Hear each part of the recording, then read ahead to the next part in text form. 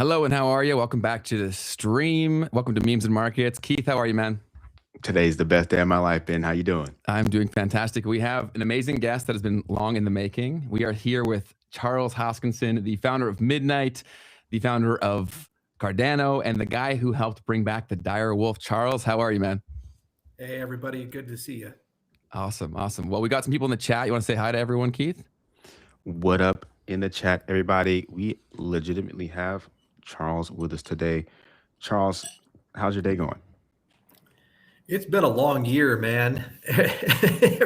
every day's got a new set of challenges, but we're getting her done. There's just a ton of moving pieces. I haven't launched a cryptocurrency since 2017.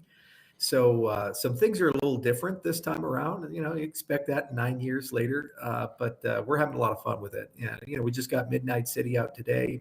Midnight Federated Mainnet launches in March, end of March, and we had a great tour in Japan. We had a great tour in Hong Kong, and we're just getting the community turned on, activated, and engaged. We had a huge token generating event last year. About 1 million people participated. So very large community for Midnight. It's launching probably in top 5 largest projects of 2025 to launch. So It's been fun to learn how to do that in 2026 because all the stuff is different. Totally. Yeah, I can only imagine. And I want to talk about all that stuff, and I want to hear all about the trip and everything like that. But I kind of want to go back, if we can, to what brought you into crypto and blockchain in general, because I think a lot of people that are new to crypto or try to enter the whole equation, they don't really understand why it was created. And I don't know if there's anyone better than you to explain why we need something like blockchain and crypto. Well, at the end of the day, blockchain is trying to resolve a very specific set of problems that come about when you try to coordinate, collaborate with people at scale when you don't know or have any reason to trust those people. That's why there's always a market for blockchain. You're like, is crypto really valuable or not? And you say, okay, well, explain this to me. How does Toyota go and work with a Chinese car company? How does an American oil company go work with a Venezuelan oil company? How does an individual do e-commerce and sell things to people in, let's say, Vietnam? Okay, so in all these cases, it's a global market. There's 8 billion people. By collaborating, working together, you go from your local customers living in your country, in your community, to a global community, so you can make a lot of money. But every one of these things requires rule of law, rules, trust, and ultimately the ability to get recourse in the event that people defraud you. So what blockchain does is it acts as a regulating layer between all people. And it says, okay, there we can set up rules, we can create special types of assets, and then ultimately everybody has to follow the same set of rules. And this is the first time ever that a multinational company or a massive country with nuclear weapons is constrained the same way as the farmer from Senegal. It's never been the case before in human history. That's what blockchain basically brings to the table. It's the ultimate equality engine, at its core. Now, a lot of technological miracles have to happen, and an enormous amount of translation has to happen to make that work. But that's the vision thing. And why do we want it? Because every year the government advertises what happens when they fuck it up. They say they're going to release the Epstein files, and then they don't. They say too big to fail, and then they make it bigger. They say they're going to cut the budget and balance the books, and now the national debt's 38 trillion, heading to 50 trillion. Global debt's $233 trillion. They say that there's going to be equality amongst people, and everybody has equal rights except for the people who don't. It's one thing after another thing, and they lie and they lie and they lie, and they say, well, if you vote for me, this time around it'll be different. The reason why it's not different is the incentives are wrong, the power structures are wrong, and the system creates the evil, not the people. You can be an honest, great, wonderful human being. You walk into the system, 5 or 10 years into it, you're going to be Vic Mackey, in The Shield, going around beating people up, selling drugs. That's what the system basically does. Same for baseball with steroids. A lot of those guys taking it, they didn't want to take it, but they juiced because everybody else is juicing. And if they don't win games. You don't win games, you need to call that unemployed. You see, that's the nature of the beast. So really what blockchain's about at its core is that trust model and that ability to change the rules from don't be evil to can't be evil. That's what I signed up for, and I've spent 15 years now in this industry. And I built 4 cryptocurrencies, BitShares, which was the first algorithmic stablecoin index launched before Ethereum. Obviously, Ethereum is what I'm most known for, and Cardano, and it's been the bulk of my work, and now Midnight. And every step of the way, we were trying to resolve something in the trust model, and we were trying to resolve something in the collaboration model, so that the maximum amount of people can enjoy decentralization, freedom, and equality. 100%. And so the systems that you're referring to, and Keith and I actually were just having a discussion about this before we got on, is that is the core problem, is that even great people in a broken system do broken things. How did we get to this place where the systems are so broken? Is that deliberate? Is that accidental? Like, how does that take place? Okay, so you go to an architect, you say, build me a home. And they say, all right, I'll build you a home. You say, it's just going to be me. And it's like a bachelor pad. Then you meet a woman. Then you have some kids. Then mom gets sick. She's got to move in. And then the neighborhood changes. It's like, is that home still fit for purpose? Probably not. So what do? You retrofit it. You retrofit it. You retrofit it. Okay, so you build a government, 19th century, 18th century. How did we communicate with each other? We sent letters to each other. Okay, it took months for shit to be figured out. And our technology was agrarian. Then suddenly we developed the telegraph in the Industrial Revolution. We're moving a lot faster. We're communicating a lot faster. Did we update and modernize our constitution and our governance structure? Not really, not enough.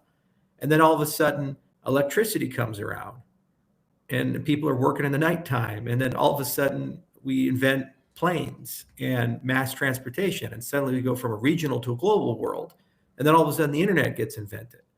All this technology comes, all this globalization comes. Did we update and modernize our governance systems and our political systems and our organizational systems with people? No.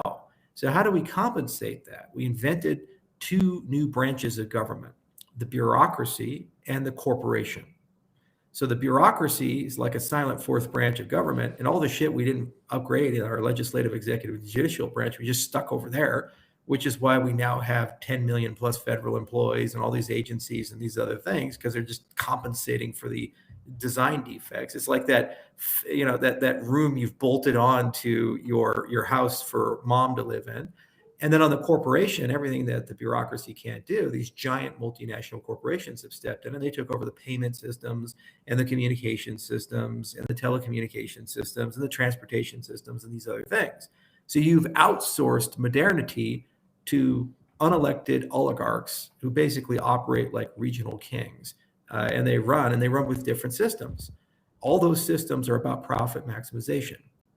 So they're intrinsically sociopathic at their core because they don't give a shit about their employees, their leadership, the environment, or anything. It's about quarterly profits. So basically, you get what you pay for, you get what your incentive structures are. So then regulators come in, and all of a sudden you have this weird relationship where on one hand, the government needs these companies to do the things they can't do. On the other hand, they have to punish and regulate and audit and oversee these companies, but the companies get more powerful than the governments. So what they do is they take over the government. You see that with Citizens United and these other things where they get unlimited political representation and they create a revolving door. So now the pharmaceutical industry owns the FDA. The military industrial complex owns the military. The education industrial complex owns the Department of Education. Student loans go up every year. And tuition goes up 10% every year. You get a worse and worse product. So you can't find a single industry in the United States that isn't owned by the corporate arm now. And you see this by the leaders of those industries hiring the people who regulate them after they get out of office and basically creating this virtuous cycle of nepotism and corruption. So that's how you get there. It's gradualism. And it's nobody's fault. It's an organic growth of divergent systems that were unable to keep up with technological progress.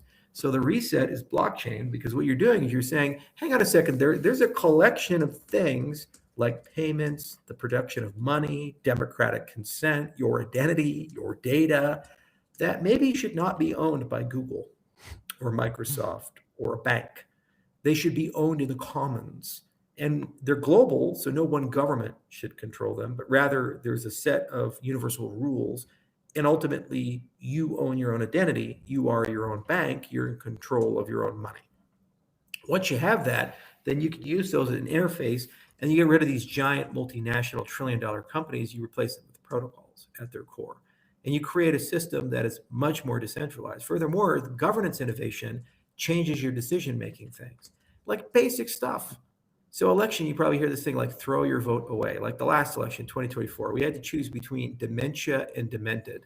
These were our two choices. It's like nobody wanted these choices. These were bad choices, man, all around.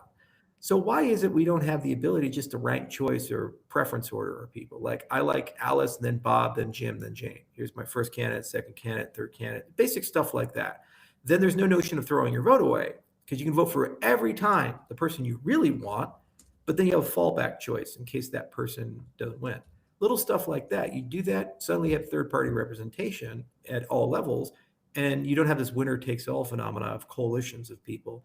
You instead have, tribes, and they have to come together and get anything done. They have to work together, and if they don't, you can fire them very quickly. Like recall elections, for example. If you fall below a certain level of approval, maybe we should actually recall the candidates and bring somebody else in. So you don't end up with these lame duck leaders that stick around for 2 or 3 years, and all they do is just work for corporate overlords and masters. So governance changes are another thing. In the cryptocurrency space, we have to govern these resources. There were 11,000 DAOs made in Ethereum. Cardano has the largest on-chain government. Okay, we have all these new voting systems like Semaphore and Mackie. We have, they do ZK quadratic voting. We have preference ordering. We have conviction voting. Cardano has liquid democracy, so feedback through that. So there are all these amazing new tools, and we're beta testing them at scale with billions of dollars at stake and millions of people. So take those innovations and you put those into the DNA, and you could upgrade your system. And then guess what happens? You get much more representation, and then people can start systematically correcting problems. The last thing is we don't have any definition of success. So you get what you optimize. If I go and I say, Ben and Keith, you guys got to make X amount of dollars per month. That's your optimization parameter. Not you got to take showers, not, you got to get in shape, not you got to go have meaningful life experiences and go and travel to Kenya and go to to Maasai people and hang around and go to Cotter's Lodge and get a transformational safari or something like that. No, you don't get to do any of that. Sorry. You got to go make some money every month, so that's your optimization function. If I go and say there's a different optimization function, like you got to lose 30 pounds, you can optimize around that. So what is the optimization function for the US government? You have this State of the Union speech, and you hear Trump come out and babble for 2 hours. Or Biden, like a mumble rapper. He's just like, what the fuck is going on with this? So it just you get nothing out of it, right? Because at the end of the day, we don't even agree on what the optimization function is inside the system. You got to sit down and say, okay, what does it mean to have good health care? What does it mean to have good education? What does it mean for economic growth? They brag about GDP growth. We have a K-shaped recovery right now. The rich people are making lots of money, spending that money and putting that money into the stock market. So the stock market's going up, luxury consumption's going up. The poor people are getting systematically poorer. So you got about 200 million people in America who every month are having a harder and harder time. You have about 150 million people in America that are doing okay or actually getting better. So if you go and say GDP growth is your metric, you're ignoring 200 plus million people in the United States. So obviously there needs to be a different metric, maybe HDI or something like that, that's more inclusive of the entire stack. If you optimize for that, then you can talk about how to fix it. And then also just learning from your peers. So whoever is measuring this shit, who's number one in the world? Is it Singapore? Is it China? Is it Japan? Is it Germany? Who the fuck cares? Go talk to them.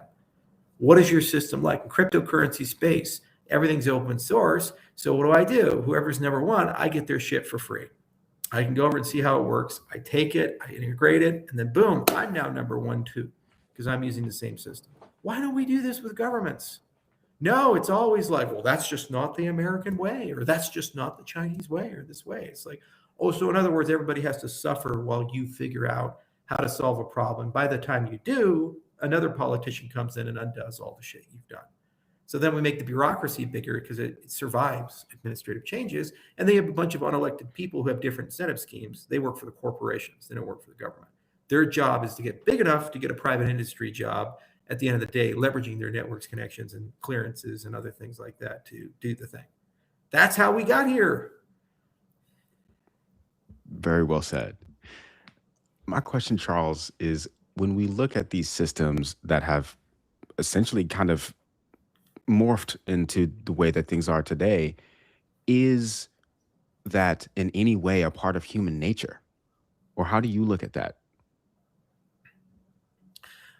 Well, human nature, not necessarily. The problem with humans is we think at one level of intelligence, and that's the individual level. And then we can kind of understand the tribal level up to about 200 people. Same for a chimpanzee troop or any of these other things. Then we can't really get beyond that. It gets a lot harder. Then you start getting these emergent systems. So we can kind of think around, like suffering is a phenomenal example of that. If you see a child on the side of the road and they clearly have been outside in the elements for days, they're dehydrated, they're horribly sunburnt, and they look like they've been attacked by something, immediately you stop and say, I have to render aid and help this person. Oh my God, what the hell happened? It's a huge tragedy, and you're just really concerned and worried. Then you look at the Ukraine-Russia conflict, 1.2 million Russians have died. Probably about 600,000 Ukrainians have died, if not more. That's about 2 million people.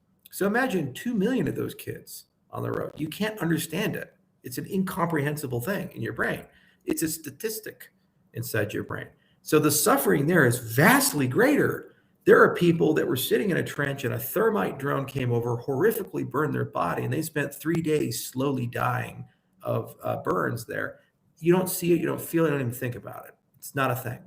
So the human brain isn't wired for these types of emergent properties. So governance structures are built to basically deal with emergent complexity. And the issue is if they're built wrong or incentivized wrong, they don't solve those problems. The global governance structures are doing exactly what they're supposed to do. You have this giant military machine that consumes over $1 trillion a year. There's no reason to have that machine unless you have threats and warfare. So what you want to do is have great powers conflict and proxy wars. Then you always have a reason to keep dumping $1 trillion a year into this giant war machine that we have. And then dictators need external threats to justify being a dictator and being in control. So China needs the US boogeyman. Russia needs the NATO US boogeyman and these types of things. So the leaders at the top of the system are perfectly aligned for their preservation of wealth and power, but that's not aligned at all for the reduction of human suffering. It's not aligned at all for the growth of things or cooperation or working with each other. But the problem is that that's not what the system's set for. So we're like, how do we stop war? It's like, well, change your governance system and change your incentive set and change your decision-making set. And the issue is that we're stuck at the individual level, so we individually can't do that. That's why blockchain is a great alternative, because everybody can get together, write the rules, and they become invariants. So this dictator can't show up and say, you know what, I'm just going to change it. Fuck you guys. It's just my thing. I'm going to change it. They don't have the ability to do that. I can't go and change Bitcoin. I can't go and change Ethereum or Cardano. I can't say, I'm running low on money. Let's go print 2 billion ADA and just give it to Charles Hoskinson for the Charles Hoskinson bailout fund. Can't do it. The system is stable. It's decentralized. It follows its own rules. Whereas in the legacy system, they can do that. The U.S. government can say, we spent too much money. Let's just go print some more money. Sure. What about the 200 million people at the bottom? When you do that, you inflate things, and then there's an affordability crisis. Fuck those people. They don't vote. They don't have any power. Even when they do, we can manipulate them with other things and get them to talk about wedge issues as opposed to real and meaningful issues that have huge impact on their lives. And so you have to change the system, and you have to create emergent intelligence along the entire stack. And then you also have to be very specific about what you're measuring and what outcomes you want to achieve. And then you have to create incentives on both sides, carrot and stick. Carrot is if people do the right thing, they get paid well. Stick is if they do the wrong thing, they get horrifically punished. Here's a very quick question. Why don't we pay our CEO, our politicians like we pay CEOs? Everybody's like, they have to be virtuous and let's give them the shit salary and everything. Okay. Well, what they're going to do is they're just going to create like a side channel and use graft and corruption to give themselves millions of dollars. But if I connect their compensation to like HDI or any of these other things, and they knock it out of the park, I'd be more than happy to give them a $10 million check, $20 million check or something like that. Because you know what? They work for me. And I'm paying good. This is what Elon Musk mastered. He said with the Tesla pay package, he's like, guys, if I make Tesla a $10 trillion company with all these revenue, all this other stuff, give me $1 trillion. Like everybody says yes to that. Because like, why would you not? There's like, okay, we're right now an $800 billion company and you're going to go like 12x it and make it super big and super rich and powerful. So you make me $12 and I have to give you one of the $12 you just made me. Sure. Go for it. Fucking yeah. So if I get a president who comes in and says, you know what? Give me $100 million if I cut the national debt in half and I grow our GDP by this amount and I solve poverty over here. I'll be like, fuck yeah, man. I'll give you $1 billion to solve that problem. Because, you just made the lives of 200 million people better inside the United States. So no, we can't do that.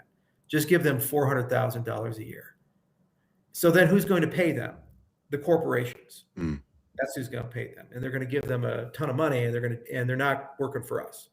They're not connected to that. And then that creates this problem where as young people, right? The thing is that I feel like in the United States, a lot of young people have no desire to get into politics for two of the reasons. One, you're not actually getting paid, right? And people don't necessarily have a whole lot of money right now. And then on top of that, do I want to be a part of the system that I'm constantly outside of and saying that this sucks, right? So the thing that I wanted to ask you about, Charles, is this idea of like banning senators and Congress people from trading in the stock market. Like, do you think that's a good idea or a bad idea? How do we get people to want to be a part of the system of the governing systems? It doesn't work unless you have an alternative compensation mechanism because there's too much temptation to do one thing or the other thing.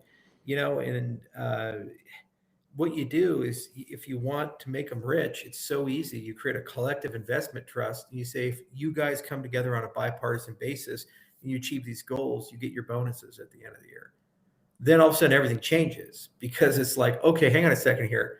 If we get this bill passed, we keep the government open, we hit these KPIs, I get like a $10 million bonus.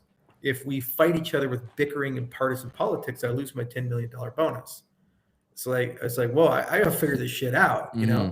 It's just 101 economic incentives and they're not built correctly. And so they're built to divide because here's division equals money for them right now.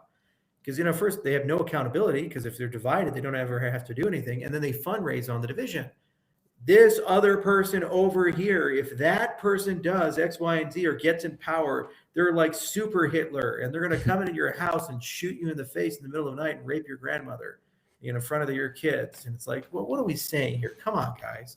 I remember when Mitt Romney was running and they were like, he is pure undiluted evil. He's super Hitler. Like, this is Mitt Romney. Okay. He's so vanilla. Vanilla's like, whoa. It's like, that's not our guy. Come on. You can't use this type of rhetoric for these types of things. You just calm fuck down. The problem is you make money from using this rhetoric and inciting people and attacking people because the incentive structure is wrong. So yeah, you can ban trading, but it's like a Band-Aid for a bigger house of problems, which is there's no collective incentive problem. The other thing is there's no board of directors for the United States right now. The governors should be. You should have a 2/3 vote for the governors and have them come together like China does with the Politburo every 5 years and set a national agenda. And then basically the president executes that. If you have the president set the national agenda every 4 years without any consistency, everything can change overnight. We can go from, we're going to privatize Social Security and healthcare and all this other stuff. And then a Democrat gets elected. We are going to double down on the government option and we're going to create single payer and we're going to do this and this and this. And then the Republican gets elected and say, all that shit that other guy was doing, it was destroying America. We need to change back. And the bureaucracy is just like, what the hell do you want us to do? I mean, you're just, one day we're A, next day we're B. We're building the Keystone Pipeline. Now we're not building the Keystone Pipeline. Coal is the backbone of America's energy generation. Now it's solar and wind. Now we're back to coal. And we're having a little love affair with nuclear. I guess maybe we'll keep the nuclear, but we're going back to solar and wind. And we love China. They're going to make all of our solar and wind, and they're a great, powerful trading ally. Now they're pure undiluted evil. We must destroy them, for they are a threat to our way of life. And then we're building an embassy in Cuba. We're trying to create peace with Cuba. outside of them using directed energy weapons to deafen our ambassadors, the Havana syndrome. And now it's like we are going to kill Raul Castro and regime change and all this other stuff. Or I experienced it in Bukele in El Salvador, where he's watching movies and having fun with Ron Johnson, the ambassador there. Everything's great. And then all of a sudden, Biden gets elected. Now we're going to regime change. Then Trump gets elected. It's like, now we're friends again. And we're going to use your prisons for our illegal immigrants. The whole world has horrible whiplash. And they're like, what the hell is going on? You guys are schizophrenic, man. It's like multiple personality disorder. You wake up one day, you say A. You wake up another day, you say B. So you need a board of directors that has continuity and consistency. You set a national agenda. And this helps you set all the KPIs and targets. And then the federal government executes that. And they're elected into those types of roles. And then your State of the Union is meaningful because you're saying, this is the set of things we're measuring. This is where we're at. This is where we've fallen short. And it's like a shareholder meeting or something like that. So we have models for these types of things. And then if they don't do a good job, you have recall elections, you have other things, and you have coalitions that form that are regional if you have better voting systems. So there's a substantially better way of governing this whole thing and making it much more inclusive to everyday people. And you know what? I don't worry about it because it's all going to come collapsing down. The debt's too high, and AI and robots are basically going to push us all out. You got a situation on the AI side, the white collar jobs are gone, and the humanoid robotics side, the blue collar jobs are gone. How do you have a nation with 150 million people unemployed? You don't. They grab guns. In Wyoming, where I live, there's 16 guns for every one person. And those guys are like, you know what we're going to do? We're just going to change some stuff. Like starters, we don't like being led by satanic pedophiles who worship Bronze Age gods. That's like first on the agenda. We're just going to go take care of that. And we got a list now. We got some names, and we're just going to go take care of that. And then the next level up, they're like, we're just not going to go work for multi-trillion-dollar companies that don't give a shit about us and basically treat us like cattle. Yeah, we're just going to go take care of that one. And then they're going to rebuild the whole thing. I think that's inevitable right now because there's just no political representation. And we saw it in Iraq with the debathing. We saw it with Mubarak in the Arab Spring. We saw it in the Soviet Union. I mean, this is the place where the Stasi and the commissars and all this other stuff, the whole system collapsed because there's no integrity, there's no money, there's no moral legitimacy, there's no representation, there's no freedom. And everybody's just told, get in the corner, take your vaccine, shut the fuck up. We'll give you something. And maybe we'll throw some universal basic income at you at some point. And if you have any problems, go to your government office and beg and plead for them to give you some sort of food stamps or something, and you'll figure it out. It's like there's no agency in that. So the system can't sustain itself. It's morally bankrupt. So with all that, the AI piece I was going to ask you about, but you already talked about it. And so like one of the biggest things that we're seeing online is that fear does sell very well. So everyone is constantly pushing a fear-driven agenda. And I see a common response to all of this all the time where it says, they don't think we're stupid. They know we have no power. So like, how would the collective push in a better system? Like what tools and resources does everyday guy like me have to try to push for a better system? Cryptocurrencies. That is the escape hatch because once you're in cryptocurrencies, they don't control your identity. They don't control your money. They don't control the payment system. They don't control the monetary policy. They don't control how you do business with people. You've opted out. And at the end of the day, it's the money. When the Soviet Union ran out of money, the whole thing came collapsing down. They never ran out of bodies. They never ran out of terror and chaos. They could just do whatever the fuck they wanted to do. But when the money wasn't any good, the soldiers are like, yeah, we just don't want to do this anymore. Sorry, we're going to go do something. We're going to go follow that oligarchy of criminals over there because they seem like they have a better clue on how to pay me and feed me than you Soviet guys do. And they collapsed. A third of the world was under their boot. And we fought them for 70 years and had all these proxy wars, and the CIA was doing weird shit. And magically, it was the money that broke them. So opting out of the existing economic system into a system with integrity and principles, that's the very first step. And it's the biggest step. The more people who do it, the weaker the beast becomes.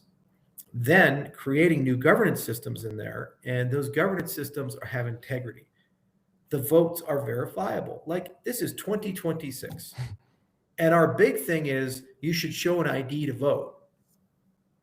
That's our big thing. That's our big election reform. That'll make the elections safe. Show your ID to vote. Okay.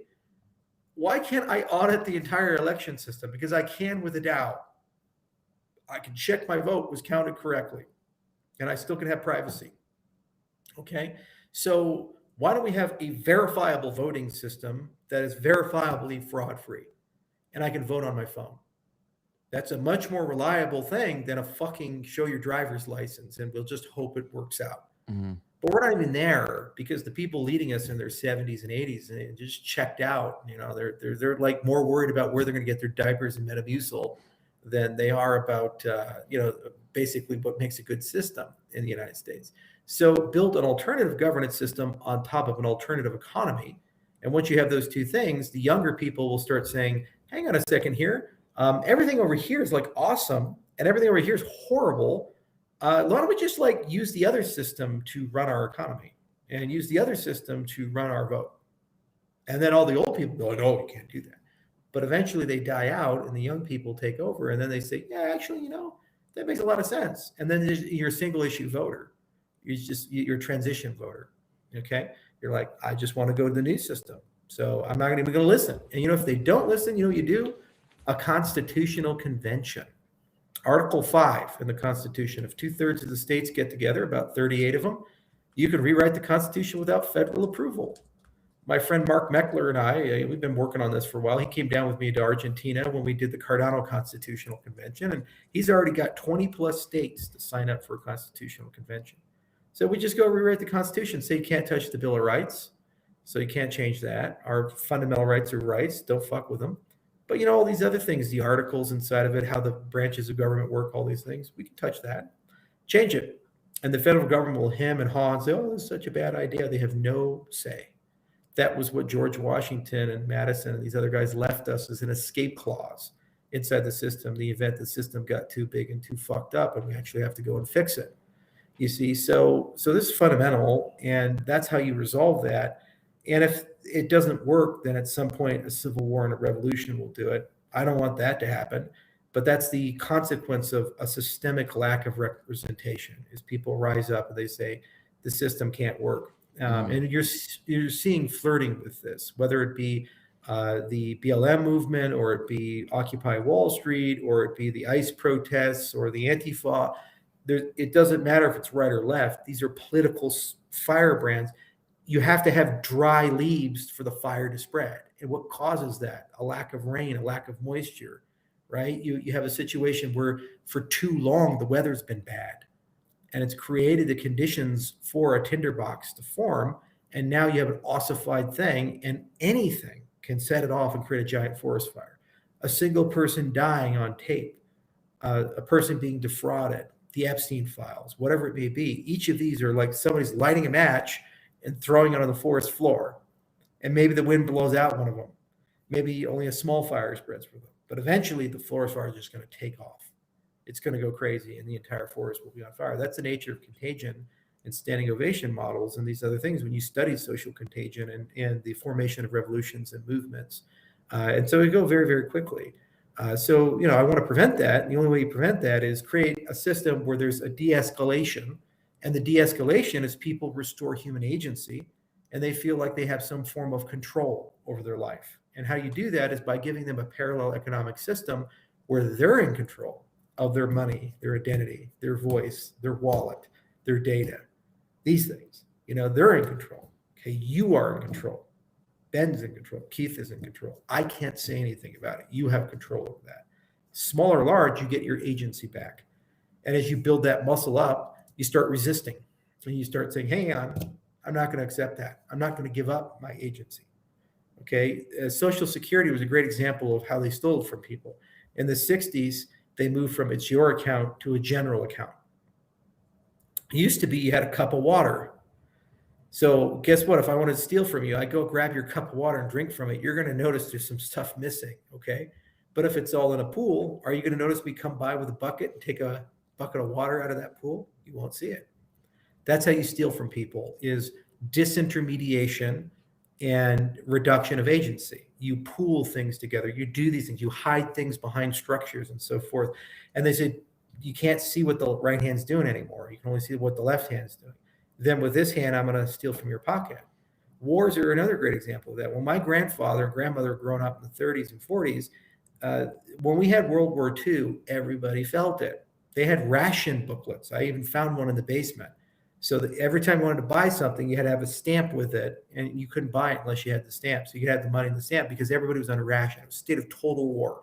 Everyone in America felt it. We've been at war now in America for 26 years straight, one place or another. Have you felt it? Do you feel the rationing, all this other stuff? You don't feel it. So if you don't feel it, we can do it. And you know what? All these people have died. $10+ trillion have been spent. We have gone to like dozen plus countries and done stuff. It's almost up the scale of World War II when you really think about the magnitude of it. You don't feel it, don't care about it. It's not your problem. Just like all those people die in Ukraine. You'll care about the kids you see. You won't care about the statistic. So disintermediation is really a key of tyranny. It's a soft tyranny, and get your eyes away from the prize. And then through that structure, they can use it to basically empower or fuel the existing things. And the problem is that they're voracious. They're not conservative. Like, it's not like there's this tick on your body and says, I can only take so much blood, then I got to stop because I don't want to harm you. It'll just keep sucking and sucking and sucking and sucking. Then its 10 friends show up and they start sucking and sucking. And eventually the parasites kill you. So these systems, they've gone from small to vast, and they're across every part of your life. And then they gaslight you. When you say, hey, I don't like this, you're the problem. You need to shut up. You're not patriotic. You're not this. You're not this. It's gaslight, all the way through. They're like, hang on a second here. You promised me no new wars. Yeah, but we got to have the war with Iran. Come on. So that's only twice the size of Iraq in terms of population. What could possibly go wrong? We got to have it for national security. You're like, okay, exactly why? Explain this to me. Like, break it down like I'm 5 years old. Explain how the Iranians are going to go and create some sort of really horrible situation for the United States of America. Like, are they going to nuke us? Probably not. Are they going to nuke Israel? Well, if they do, the Israelis have more nuclear weapons and they'll reciprocate, and then all of Iran will die and all the people will die. Okay, so probably not. And what's the definition of success here? Are we going to replace the Shah?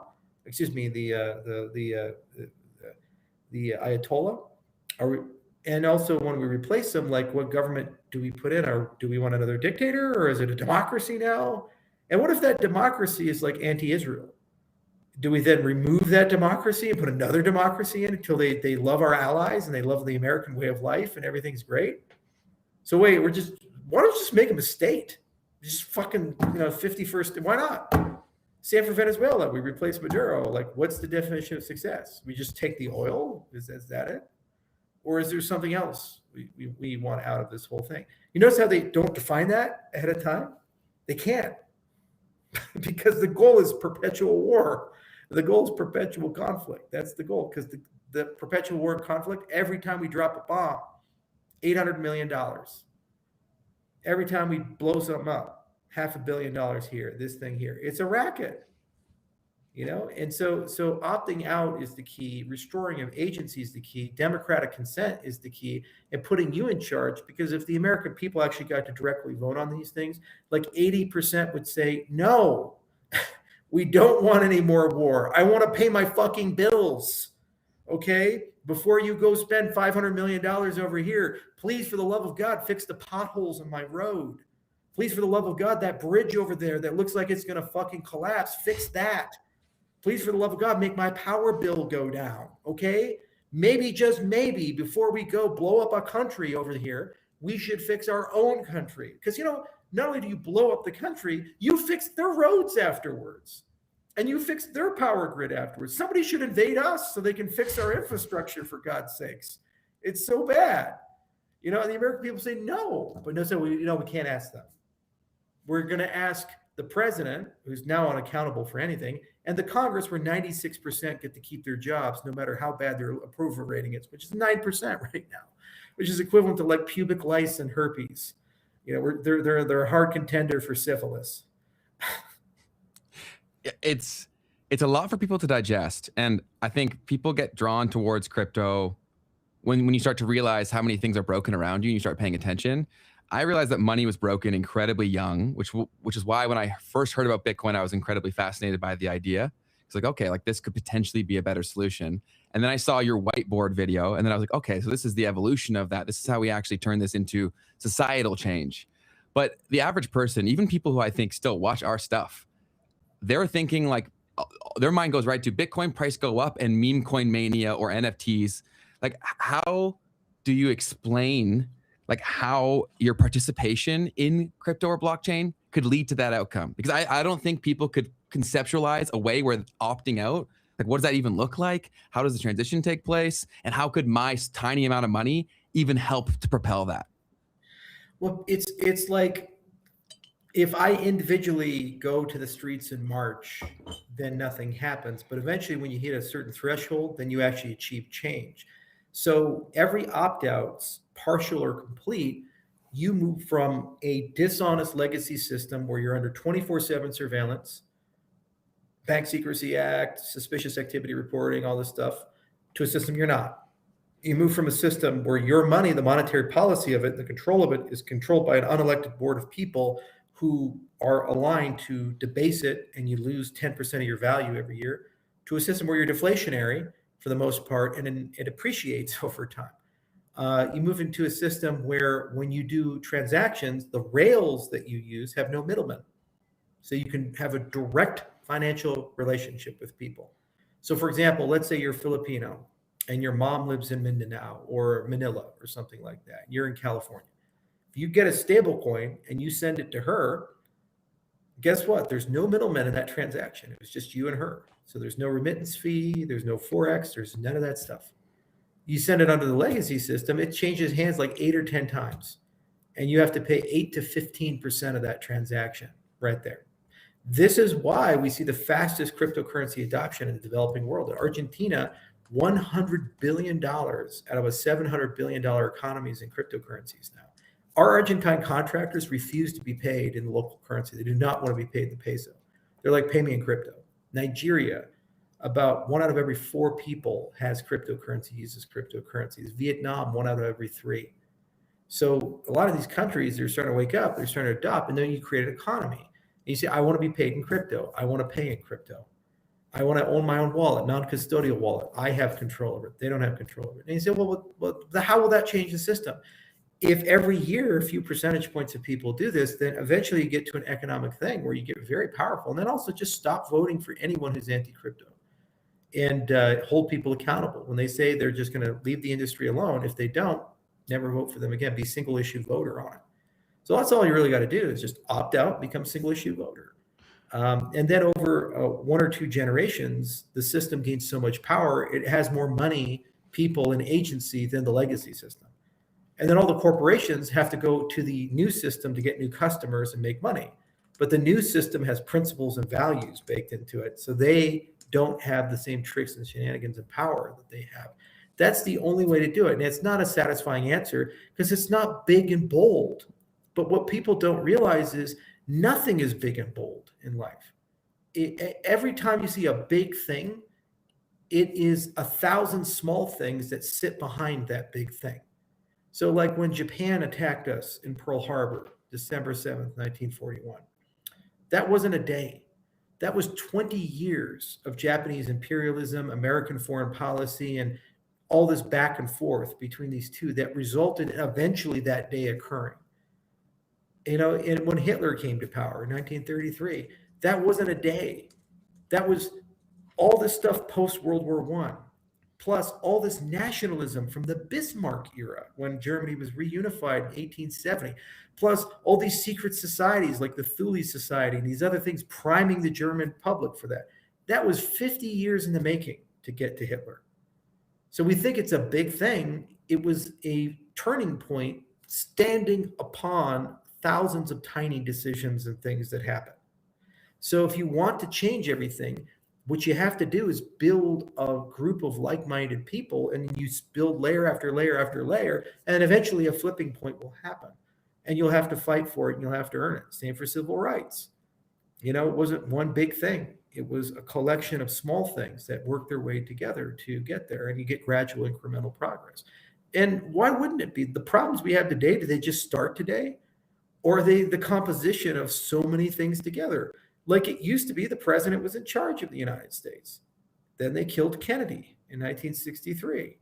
And then that was a coup. It basically said the president's actually not really in charge anymore. And every president thereafter, the system was like, if you push too far in one direction, yeah, you're not going to stay alive. Sorry, we're going to find a way to take care of you. And that's what the Epstein thing is about too. You got all these tapes of guys raping kids. So, and they don't call you every day and say, hey, I need you to do this, need you. No, they only call you on the big stuff. Say, it'd be a real shame if those tapes leak. You really need to vote this way on this particular issue. But for the other things, they don't bother, right? And so they're coerced and controlled then by these powers. So you opt out, you build agency, you are starting to construct those 1,000 little things that build their way up gradually and build their way up gradually. And every time a person does that, they start losing power. The banking system loses power. The payment systems lose power. The legacy politicians lose power. The corporations start losing power. And it's replaced with this alternative system. And it creates a new economy. And all the young people, they default into the Web3 system because it's just honest. So it ages out too, because some of the legacy people just never do that. Civil rights was a great example of that. If you grew up where your father was in the Ku Klux Klan and everybody around you is a racist, you're probably not going to just wake up one day and be like, you know what, I've decided I'm just not going to be a racist. I just really just down with everybody now. I'm kumbaya and love and get along. But maybe your kids have a different lived experience and they go to integrated schools and all this other stuff. And then their kids have a different lived experience. And after 2-3 generations, all those guys that were turbo racists, they age out and die. And then the kids don't see the world the same way. They see the world differently. They have different hearts. So it's the same here. If you're super connected to the legacy system, in some cases, it's going to be real hard to change a person's mind. But the young people that come in, their minds are changed because they're born in a world of infinite transparency. Mm-hmm. What really hurt Mitt Romney in 2012 was all the young voters could see Mitt Romney of 1994 running against Ted Kennedy in Massachusetts, and they could see Mitt Romney of 2012. And he literally was saying the opposite thing on every issue. I believe in A, I believe in B, and it's like the kids see this, they see the hypocrisy and they say, this guy's full of shit. Mm-hmm. We didn't have the technology in 1994 or 1986 or whatever to do a comparison like this. The politicians have always been doing this, but that was the first time where you could see it and it was there. So those young people instantly shut down and they said, this is not a real person. He's a manufactured person. He's a fake person. He lost the authenticity about it. And now people are doing the same with Trump, where they see what he says and what he doesn't say and so forth. And so it eats away at that legitimacy and genuineness of it. So it's the same with the money system. If the young people are sitting here and saying, okay, this other money system, I get no interest. I lose 10% of my value every single year. I have to ask for permission to withdraw money from a bank account, tell them everything I'm going to do with it. They can shut my account down anytime. When I start a business, I want to buy some pot or something, then suddenly my bank account gets frozen. Okay, yeah. Or I can go to this other system where they pay me to have it. It gets more valuable over time. No one can shut it down. I can do whatever the fuck I want to do. And it's global. It works 24 hours a day, 7 days a week. And I don't have to go into a bank for anything. And it works on my phone with all my apps. Yeah, I'm gonna use that other system. That system sounds legit. That's my system right there. That's what they're gonna say. And you know what? They're young and they won't be young forever. And they're going to have kids and these other things. And so it'll grow over time. That's really the key. So it's a revolution and it takes years and years and years to get there. My job as an infrastructure builder is to make sure the aspirations meet reality. We keep saying decentralized and resilient and be your own bank and these types of things. Those are checks for writing. But to cash them, the protocol actually has to do that. The technology actually has to do that. And that's super fucking hard. We've written 250 research papers and millions of lines of code and armies of people. And I have my corner, Vitalik has his corner, and Anatoly has his corner. And every one of us, we're working on some of this stuff. Every year, we're getting closer and closer. The aspiration and the reality are starting to converge. Today, right now, these systems can sustain millions to tens of millions of users. Within 5 years, hundreds of millions to billions. Today, right now, we have inclusive accountability. You can check the transaction and verify it works on a cell phone because of zero knowledge technology. and these types of things. Today, right now, we have an identity system. It's called DIDS. And you have a disclosure regime. It's called selective disclosure that can sit on that type of system. Okay. So we're getting all those capabilities with it. This was hard fought.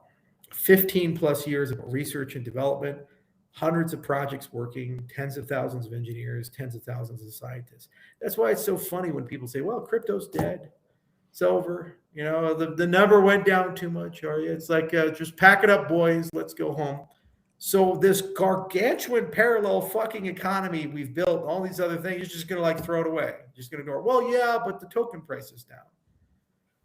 Good Lord, you've missed the entire purpose of our revolution and everything we're doing. It's like, yes, the token price goes up and down. The price of oil goes up and down. Okay, so when oil goes to $38 a barrel, we should just say the internal combustion engine is a failure. Let's all just move on and like go back to horses. That's what we're going to do.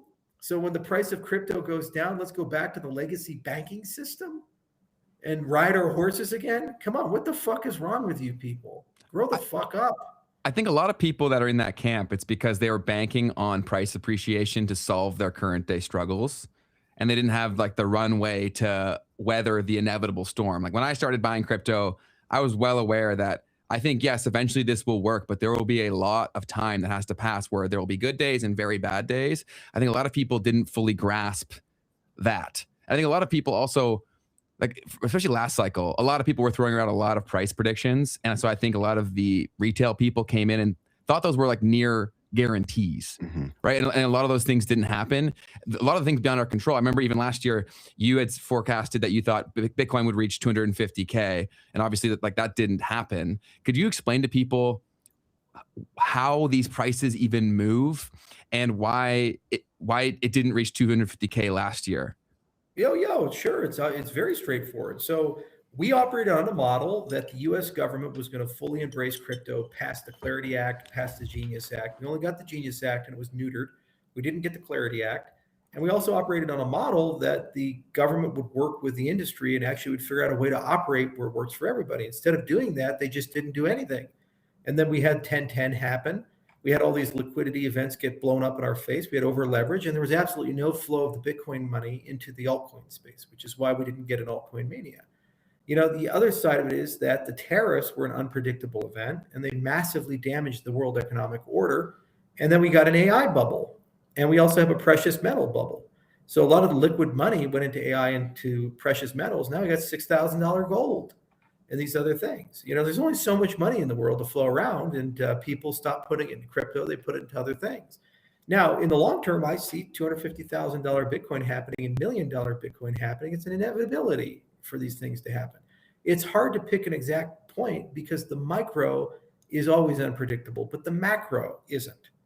Why? Because we're going to go from 550 million crypto users to 1 billion, then 2 billion, then 3 billion. And we're going to have $10 trillion of real world assets enter the cryptocurrency space, whether America likes it or not. It's going to happen because people are greedy and they want that to occur. And we're going to see generational gaps. So new generations coming into crypto native and using crypto in new and different ways. And we're already seeing stable coins taking over developing countries like Argentina and these other things. So there's a functional inevitability because of the scarcity of the underlying products and the fact that companies are buying them, countries are buying them, and taking positions at the central bank level for these things to occur. You know, we get the timing wrong sometimes. You know, it was a 4-year cycle, the flow and stock model. We tend to follow that. And 2025 was the most likely candidate for that to occur. But you know what? Maybe we missed that window. It takes a few extra years for it to happen. But it's less about the price. The price is a measuring stick of the overall size, scope, and interest in the market. And it's more about what is it doing? Is there a government running on crypto? We almost got there in 2021 with El Salvador. We didn't. With Argentina, we have a good chance of getting there. So there's going to start being small to mid-sized countries that just turn over to crypto. We only need a few of them, and the whole world changes at that point. That's that standing ovation model or throwing the match on the ground. And I think things like the Epstein files really showcase the power of this. And here's why. If you had selective disclosure, there would be none of these redaction problems. Because somebody in the FBI or the DOJ would just simply release the files and then sign it and to prove that they're from the FBI or DOJ, and they would still stay anonymous. So they wouldn't get snowed in. or any of these things. You see, so that calls truth to power. So how do you hide anything anymore in a complex bureaucracy if people can selectively disclose those corrupt things that are going on? You can't. And then everybody gets to see the truth, and they get to see the whole thing, and we get the answers why these things are there. You see, so when you have governance systems where you can check your own vote, you have sound money, you have selective disclosure, you have anti-corruption built into its core, people notice that, and they start asking very basic questions. Why does Argentina have a better system than the United States of America? That doesn't make any sense to me. And they say, oh, well, reasons. It's like, yeah, you need to go. And we're just going to go build that system. So maybe that takes 3 years. Maybe that takes 5 years. Who's going to compete? Honestly speaking, who's going to compete? It's like, what is the alternative? No, we really just love the satanic pedophiles and their Bronze Age gods. We just want to burn more kids at the ball. I mean, it's like, yeah, no, we just love banks that get so big that they, oh, by the way, they also work for the cartels. And, we just love these big financial institutions dominating us from cradle to grave. You're a content producer. Boy, I just love platforms where if I say the wrong thing in an interview, then I get to platform, lose my entire livelihood, and I get disenfranchised from my million viewers. Boy, I just love that system. I just want more of that system. Please put it all over my face. It's good for my skin.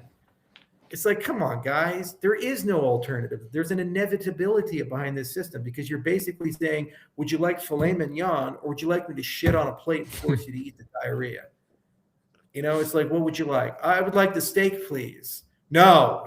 Consumers clearly prefer the shit on the plate. Clearly, our polling agencies we hired, they decided that that's what they want.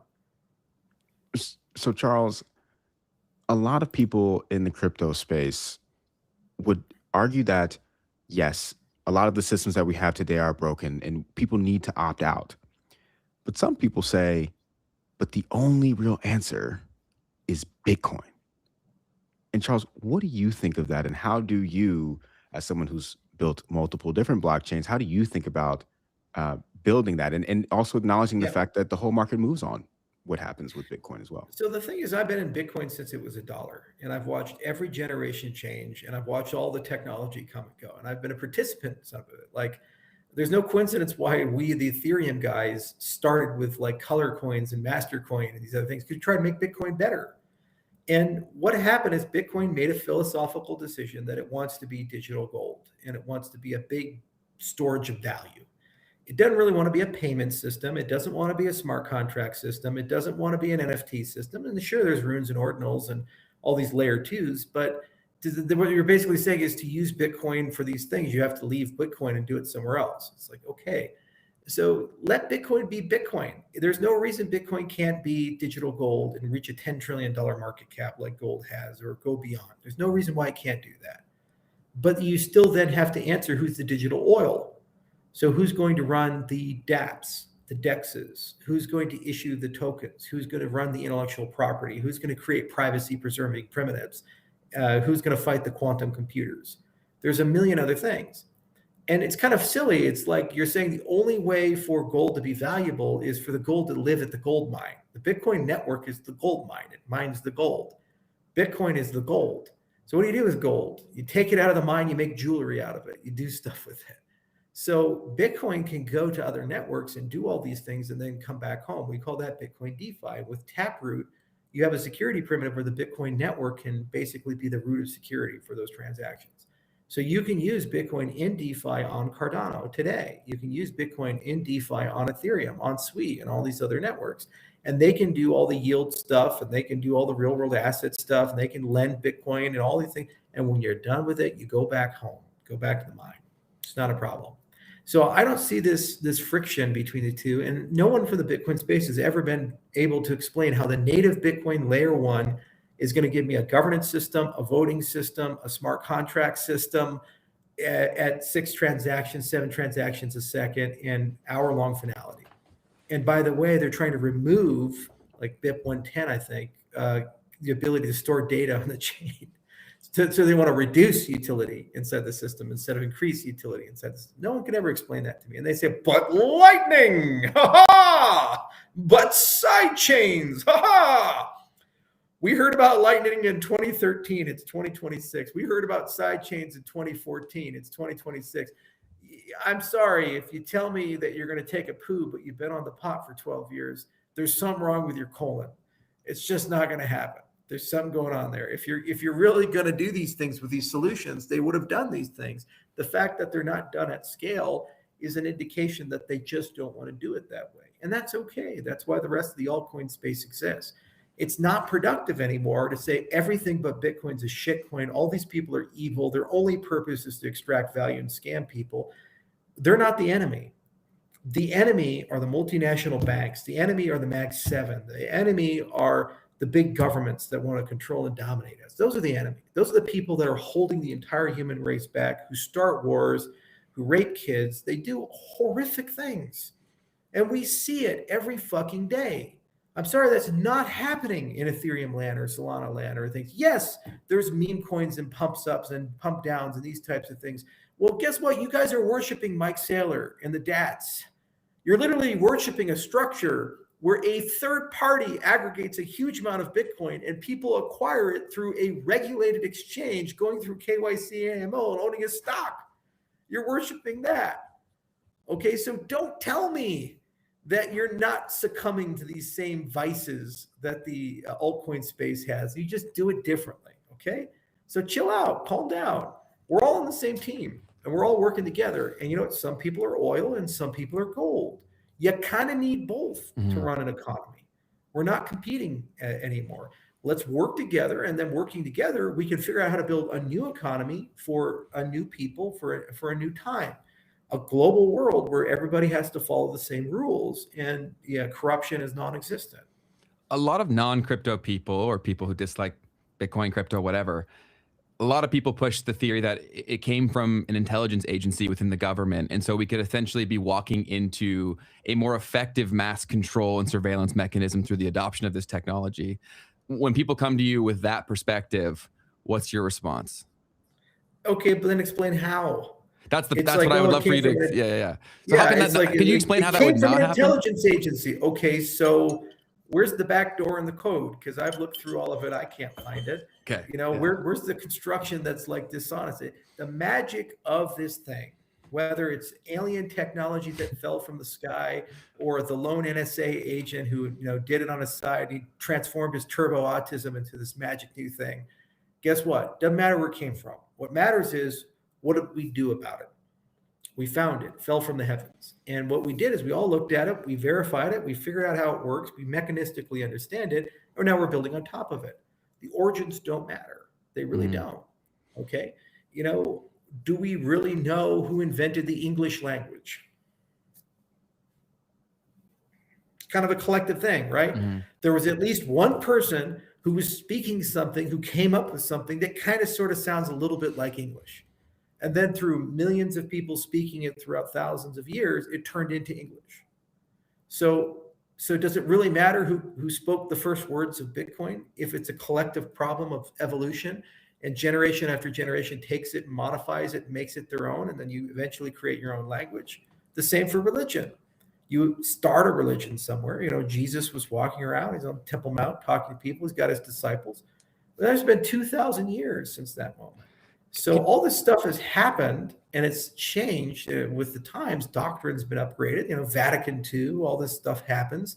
And now we kind of have a new thing. And there's a plurality of things. You have Protestants, you have Orthodox, you have Catholics. There's all these big things. Billions of people are connected to them. So Bitcoin is exactly the same, or any cryptocurrency is the same. The founder doesn't matter. The original intent doesn't matter. It's where do you evolve it?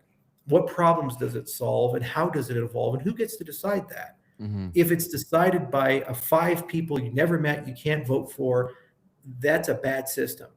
If it's decided by the commons and there's a governance system to upgrade these types of things, that's a good system because it can evolve over time and become something quite useful to everybody. I think a lot of people who aren't in the software world, everybody uses software products, but very few people understand how these software products function. And so I think there's a fundamental misunderstanding of what crypto is or what Bitcoin is. And I don't think many people grasp the concept of open source or decentralization unless you work in these specific fields. if someone was like new to this concept, how could you explain to someone what it means to be decentralized or open source? No, that's a very complicated concept. And the best thing you can do is Google the Edinburgh Decentralization Index, because we studied this for 5 years. And we created an index with the University of Edinburgh. We have 8 different dimensions you can look at decentralization from. Everything from who's writing the code to the token supply, to who's running the nodes, to how many software clients do you have. There's all these different lenses you can look at it. So decentralization is a nuanced thing, because you can be very decentralized in one direction, and then you can be hyper centralized in another direction. So there's no notion of perfection here. It's rather lenses that you look at these things from. The key is, do you have a culture that wherever you are on that index, one of your strategic goals is to improve it year by year? Okay, so you can be at 4, whatever the metric is, but you say next year I'm going to be at 5. And next year I'm going to be at 6. And next year I want to be at 7. Because then you know that if I get on this train, 5, 10, 15 years, it doesn't matter. They're going to figure it out. So that's what Cardano did. We started federated and static. Now we're dynamic and decentralized. We have the most decentralized consensus layer in the market. And then we created a governance system. And it started a little kludgy in the beginning. It was a federated oligarchy. Now it's a complete on-chain government with a constitution and representation. And there's elected people and liquid democracy and these types of things, and on-chain budget, on-chain treasury. And then we augmented it with members-based organizations that have product and technical steering committees, and companies can join and control the roadmap. And now no one company controls the development of Cardano. There's dozens and dozens of software companies. There's independent node implementations, and there's an on-chain treasury that has over $1 billion of value to pay for all the development of Cardano that no one controls. It's controlled by the commons through an on-chain voting process. We didn't start there. We started one place. And over a 10-year period, we built year by year by year, including a constitutional convention with 50 countries participating in Argentina in December of 2024. That was a great time, and so we had to build all that, though. So, step by step by step. So when you looked at that directionality, you say, okay, there's a commitment in the ecosystem to be more resilient, more decentralized, more diversity, more ideas, more countries, more people involved in that. In other systems, they don't want to do that. They want to keep it centralized because it makes them faster to market. Okay, we ship features faster, because the more decentralization, the slower you go. So there's a balancing act between these two, and the market has to make decisions about what it values and why it values, and they tend to undervalue security and decentralization until they lose it, and then they really need it back, and then they overvalue it, and then they overcorrect. So the banking sector was too centralized and consolidated. So Bitcoin was invented, and then Bitcoin became super decentralized. But now it's really hard for Bitcoin to coordinate and solve problems. So like if quantum computers come out, like how do we solve that? It's not just adding a post-quantum signature scheme, because what do you do about all the legacy accounts that refuse to migrate? They're all going to get stolen.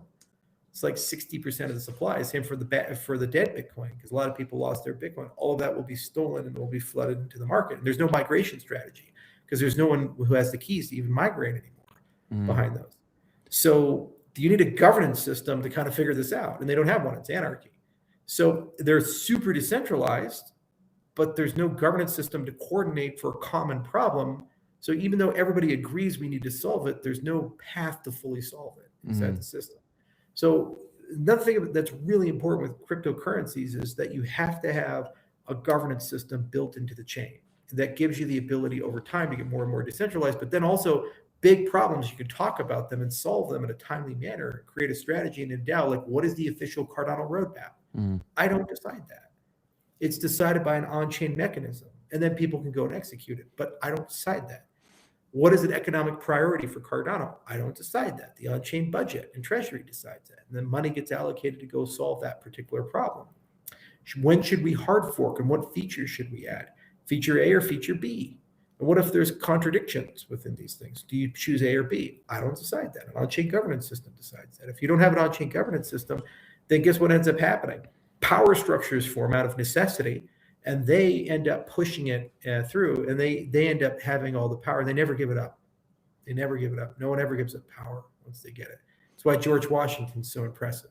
He's like the one guy since Cincinnatus that actually gave up real power. And it's like, hey, you know what? I don't want to be king. I'm just going to go back and like sell tobacco and alcohol on my plantation. And everyone's like, it's got to be a trick. You're like, oh my God, he's actually serious. what the hell? You're not supposed to do that. You're supposed to be king. Get back here. Make you president. And then he then leaves as president. He goes and makes whiskey. And he was actually the largest whiskey producer in the United States after he retired from the presidency. He made 11,000 gallons of rye whiskey a year. Wow. About for it. Yeah, so that was a good retirement. He's like, I'm just going to get perpetually shit-faced. You guys have to run this nation that I'm running now. I'm so done. I'm out. That's awesome. I honestly think for a lot of people, we're consumer experiences away from making the technology or the need for it click. And I think Midnight and technology like that can do a lot to bring that to life. How do builders learn what the technology even is? Because I feel like most of the best builders in the world aren't even looking at Web3. And I think I find it crazy, but there's not a very good on-ramp. So let's say someone had a great idea for a decentralized application.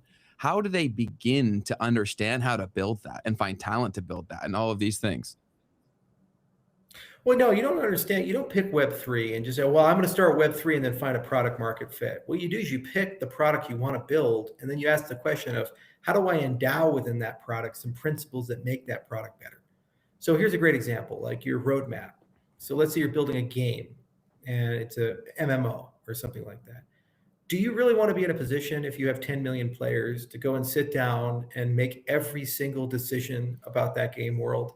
Like every time you rebalance the warlock class, or every time you rebalance the fighter or something like that, you just piss off so many people. You get death threats and everything. Like, I put 8 years of my life into this and you nerfed it. Some neckbeard shows up. He's like, you've ruined my life. I'll never forgive you. You want your community to be involved, right? And so you say, well, how do I build a voting system that's secure? Well, Web3's got all these amazing secure voting systems. And then you have all these Chinese gold farmers, and they're running around like, macro mining gold and all this other stuff. Well, how do you build like an in-game currency that actually makes sense? And you kind of regulate the supply and do this all. Well, why don't we just use cryptocurrency to build that in-game currency for this whole thing? And then you say, okay, like, how do I know I'm playing with a real human being? I need proof of human, okay, versus a bot. Well, maybe there's a solution for that in the Web3 space. And so you're not starting like, I want to be a cryptocurrency thing and I got to do Web3. What you're doing is you're starting with, I want to build a great game that respects its players. It's sustainable. It has kind of a multi-sided market for governance, has a stable economy, and it's not laden with bots and trash and all this other stuff. Totally. Guess what? Cryptocurrency gives you all that stuff. So then all of a sudden you just brought 10 million people into the cryptocurrency space because you have 10 million players in your MMO. You just brought them all there. And it gives you a big competitive differentiator because when your competing MMO does stuff, they're in the legacy system where they got to build an economy. They got to figure all this stuff out. They got to deal with Chinese gold farmers, and they got to deal with the bots. And then they still have to manage all of the rules inside the game. And every time they fuck it up, they damage the relationship with the community. So crypto now becomes a competitive differentiator for you. And that's what you got to focus on, is start with it. Or Tinder is another great example of that. This is a slightly different use case, but it's just so great. Okay, so we have this problem in Tinder where everybody is incentivized kind of to lie in their own way. And you get bad connections and bad outcomes, It's kind of like you get the Temu version of the person. They show up, they're like, oh, fuck, I did not sign up for this. So I would like to verify that the person's 6 feet tall, and I'd like to verify they're STD free and they're actually a doctor and they actually make $200,000 a year, or they're actually the person in the picture. Okay, so that's selective disclosure. So if you have a blockchain-based identity system with a selective disclosure regime, you can actually verify these types of things without necessarily revealing who you are. Okay, so as you're trying to make decisions about escalating the contact, you can take it all the way up to the edge, and then you can back off, and there's no privacy leakage inside that type of system. Like marriage is another big one. Like maybe you'd like to verify that the person you're hooking up with isn't having an affair or something like that. Or, it's their husband is actually a Marine or something, and you show up and he just, beats you to death because you slept with his wife. You'd probably like to verify these things before you have your casual encounter. And so this is the type of stuff where the technology of cryptocurrency can solve that problem. It can solve it at scale. You have strong math-based guarantees in it. You don't even know you're using a cryptocurrency at the end of the day, but it's there and makes it a safer transaction and interaction with people. And also, no company controls the data. It's a huge problem. If some third party has all those interactions, somebody has all your dick pics. That's bad. You don't want that to happen. You want that to be under the control of the peer-to-peer network, not a particular company or an individual. So do they know they're using crypto? Do they care they're using crypto? No. See, and so it doesn't matter if it's a video game, it's a voting system, it's a casual connection system, it's a gambling system. It doesn't matter if it's a website. All of these things can fit into the Web3 space, but you don't start from Web3. Got it. You start from, how do I build trust? How do I make it efficient? How do I respect my users? How do I make it safe? How do I make sure everybody's following the same rules? And also, how do I build infrastructure where I don't have to run the infrastructure necessarily? That's the cost thing. Okay, if you build a big web product with 500,000 users, do you want to pay the hosting cost for all that? No. So maybe you can get the users to run the system, and it's a peer-to-peer distributed system, kind of like BitTorrent. Then every time somebody comes, they eat what they kill. So your OpEx is the same whether you have 1 user or 1 million users inside the system. So it's a lot cheaper to scale. So if I'm a business guy, I could give a flying fuck about Dogecoin, Bitcoin, Sperm Coin, Spank Coin, whatever coin you got. Okay, I don't give a fuck about any of these things. What I care about is my bills stay relatively the same as I grow as a business, so I don't go goddamn bankrupt like as Sam Altman is with ChatGPT. You see? That's what I care about. Well, if Web3 can build decentralized infrastructure and the user basically provides the resources, then I don't have to pay for my users. That's huge. So that's Web3. And so when you make that argument, are you making an argument about philosophy and crypto? No, you're just making a business argument. You're just saying like, this makes your business cheaper, faster, better, safer, and easier. One of the things we said all the time in the early days of Bitcoin, Roger and I, Roger Ver and these other guys, because I've been around so long, I know all of them, is we talk about chargebacks and safe transactions. And he said, if you accept Bitcoin, when you get the Bitcoin, you have the Bitcoin. Nobody calls the credit card company and says, hey, I want to reverse my Bitcoin thing. So if you're in an industry laden with chargebacks and credit card fraud, Bitcoin was like the best thing in the entire world for you. Because once you got it, you got it. It's irreversible. It's like somebody hands you a bag of cash. They can't take it back. And every merchant got that. They were like, whoa. But they were frustrated that it wasn't value stable. So then I tried to build a stablecoin with Dan Larimer. We built the first algorithmic stablecoin with BitShares. It didn't work, but we tried. So now we got stablecoins. It's the same concept though. So a lot of merchants are like, I don't fucking care about crypto. But this thing, like, I get this stablecoin and I have it and nobody can freeze it or take it back. I like that because my fraud goes to zero. I have no credit card fraud, identity theft, or any of these other things. Safer internet is another thing. Like, I'd like to move to a situation where it's one-click login for everything, and there's no identity theft. So when you go to log in your website, you click a button. That's it. That's signing a transaction. 100%. Is that like, I need to sign a transaction because I'm a cypherpunk and I want to live and have 14 monitors, and it's like the movie Hackers with Angelina Jolie? No. I just want to click a button and it works. And my grandma wants to do that. And she just wants to put her thumbprint or something. You log in, it's there. It's easy. Click sign in. It's another thing of crypto. That makes your user experience better for everybody, right? Totally. Yeah, no, I personally believe that that the world's ripe for innovation in a lot of different sectors that we just think can't change. And I think social media may be the biggest one. I think Web3, a more decentralized platform, could do wondrous things for the world. And that's something we've talked about a lot on this platform, Keith, because I've been a creator full time for like 8 or 9 years. And the platforms could be so much better for so many people, but not enough people realize that in a way that they could build a product to make it all happen. And so I think it will happen. I hope it's me who does it, but I think it will happen regardless. So like, let's say I want to go build a competitor to YouTube and I need developers that understand the technology. Let's say I'm trying to use Midnight. How do I go find talent for people who could come in and help us turn that into a reality?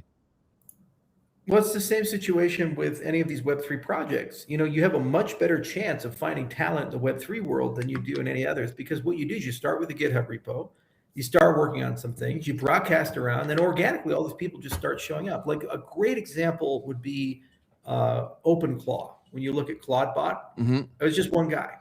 Yeah. And he just turned his autism up to 11. He's like, I'm going to create a robot lobster. Yay. And he created a robot lobster.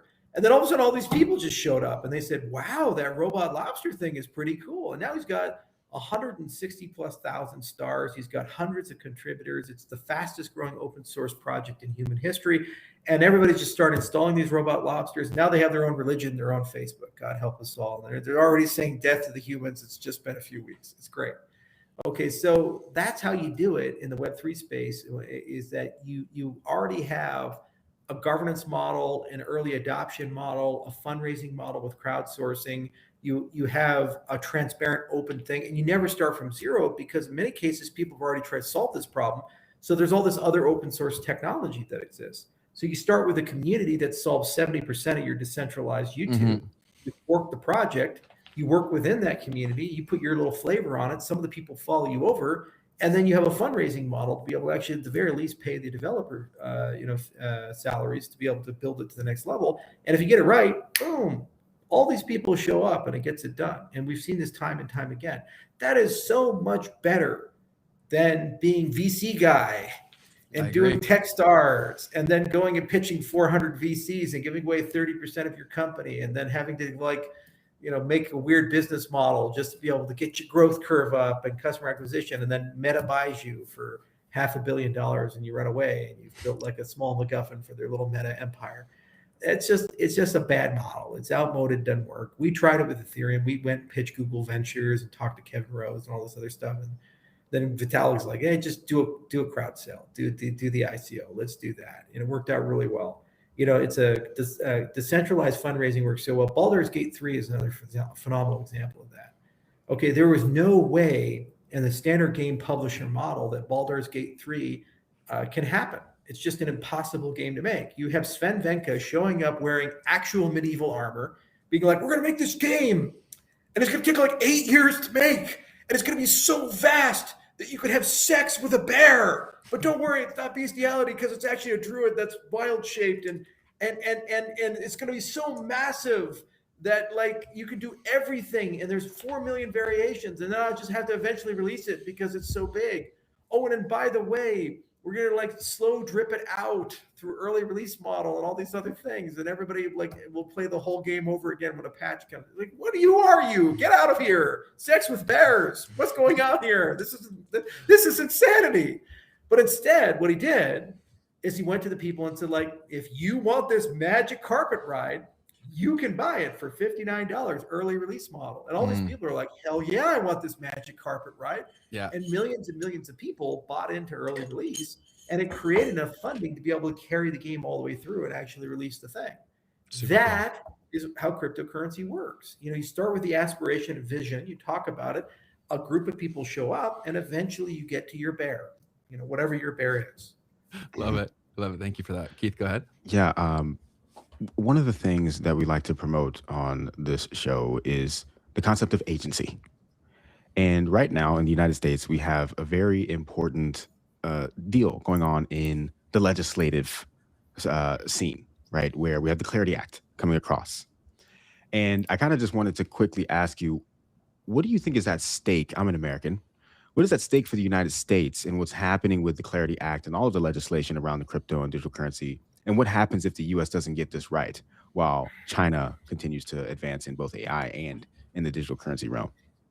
I gave up on the Clarity Act. I helped write part of the original Clarity Act, and we've been working on something like it since 2022 with the FIA.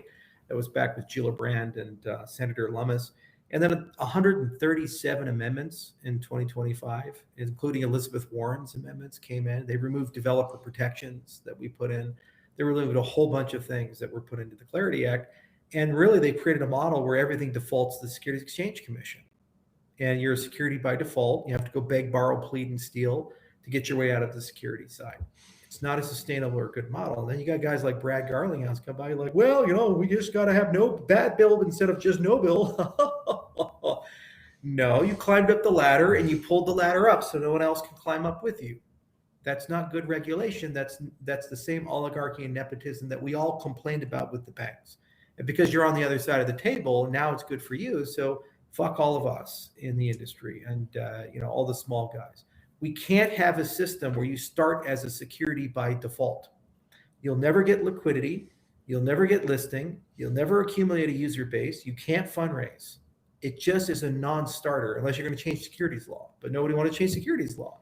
Then the other thing they did is they didn't want to change securities laws. So you know what they did?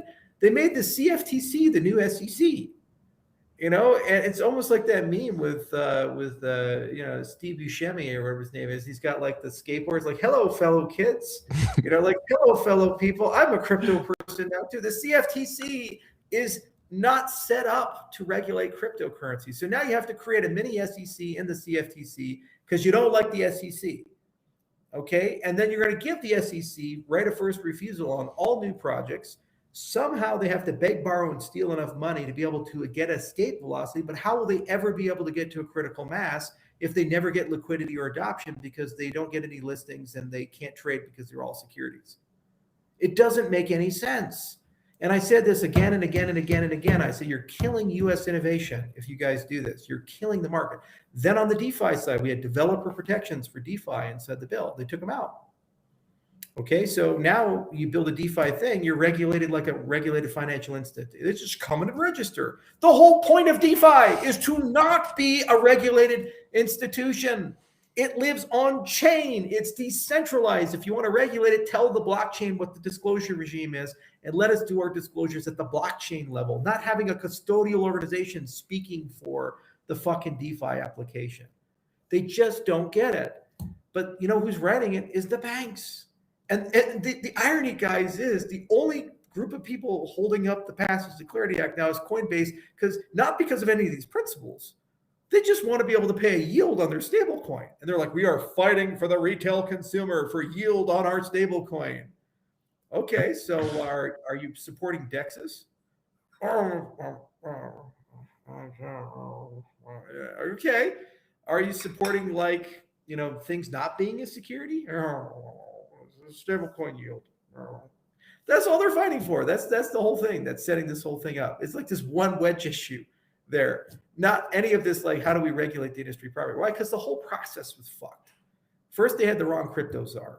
They just picked podcast bro David Sachs because he was Elon Musk's, best friend as chief operating officer of PayPal, and they all knew each other. And that was back when Musk had power in the Trump land. So he picked David Sachs. He brought in David, and actually he wanted to punish Sam Altman. So he was really the AI czar, but they're like, well, we can't just be the AI czar. So we got to make him the crypto and AI czar. Okay. But don't worry, Bo Hines will do all the other stuff. And actually, no, we're not going to do a committee.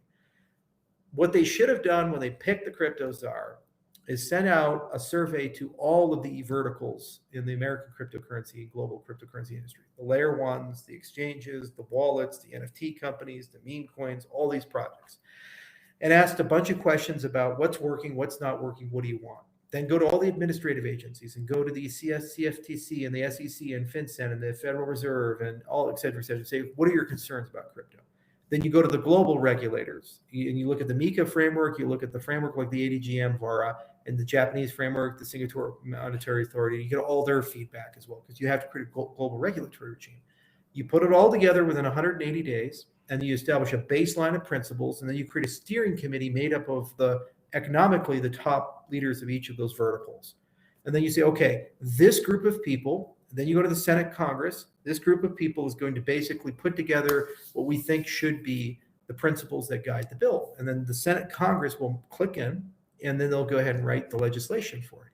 And everything has to be on the table. Tax law, the definition of a security, the Bank Secrecy Act, all these things for the updating and modernization of it. And then here's how you make it bipartisan. You go to all these crypto billionaires, and guess what? A lot of them are young and came from California, and they grew up under California education. So maybe, just maybe, they actually are Democrats.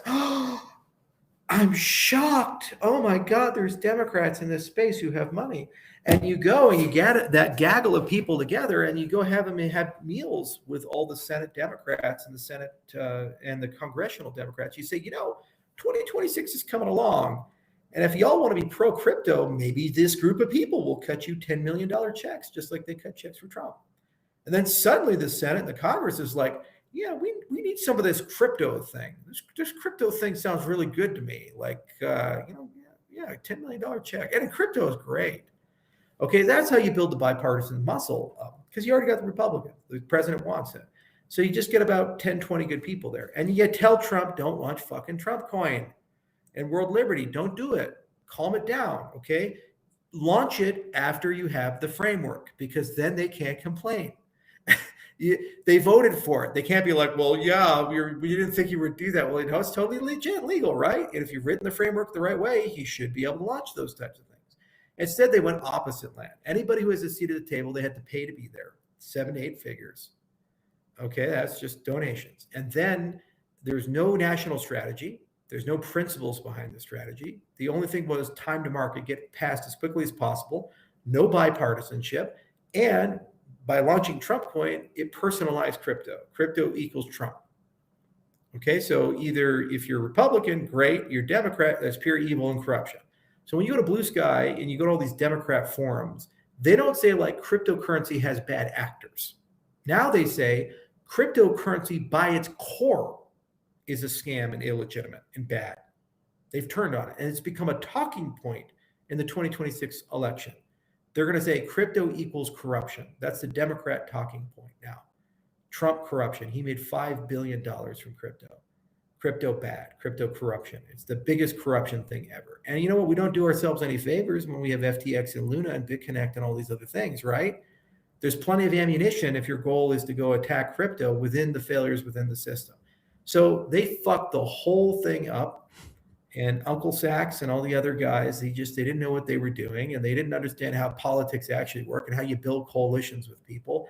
And they made the process so toxic that people just left out of frustration. And now you have a bunch of vultures, preying on something. So I'm not very optimistic about it passing, and I'm less optimistic about it actually being meaningful or effective. And what people don't realize is, by the way, if it does pass, the rulemaking will take 2 to 3 years, if not longer.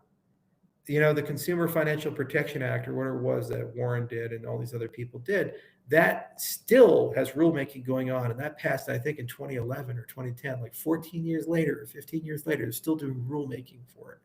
So what happens if the Democrats win the House and Senate, later on win the presidency?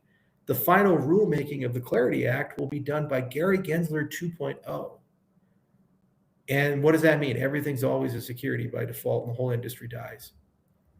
That's what they're going to do. So no, a bad bill is not better than no bill, because when we had no bill, we had ambiguity and we could win court cases. When you have a bad bill, you don't have any ambiguity. You lose every court case. And Scary Gary 2.0, it's not just a single guy in the storm drain going, hiya, Joji. No, God, man, he's coming over to your house now. He's showing up in a bus of Scary Garys, and everybody's fucked. So it's just an egregious insult what they've done, and it's sour and sour and sour. And don't take my word for it. Just read the goddamn bill and see the latest thing, because everybody likes to personalize this. The minute I say this, the XRP people show up. They say, "Oh, Charles is bad. He's so bad. Why are you so anti-XRP?" This has nothing to do with XRP. Nothing at all. Not all. This has to do with the industry and basic standard definitions. Do you want to hand to the same Securities Exchange Commission that sued you for the last 5 years total power over the entire space? That's not what it does. Read the bill. Read the bill. Just read it. Use Gemini or ChatGPT to do it for you if you don't want to do it. Just read it. Okay? It's not good work. It's bad work. It's a patchwork because they didn't want to fuck with the Securities Exchange Act or tax law or any of these other things. They created this new monster. And also, how do we fund it? So if we're going to make the CFTC the agency to regulate all this stuff, they got no funding increase from this. So how are they going to go hire? And what budget are they going to use to go hire the 1,200 or 1,500 or 2,000 people that they need?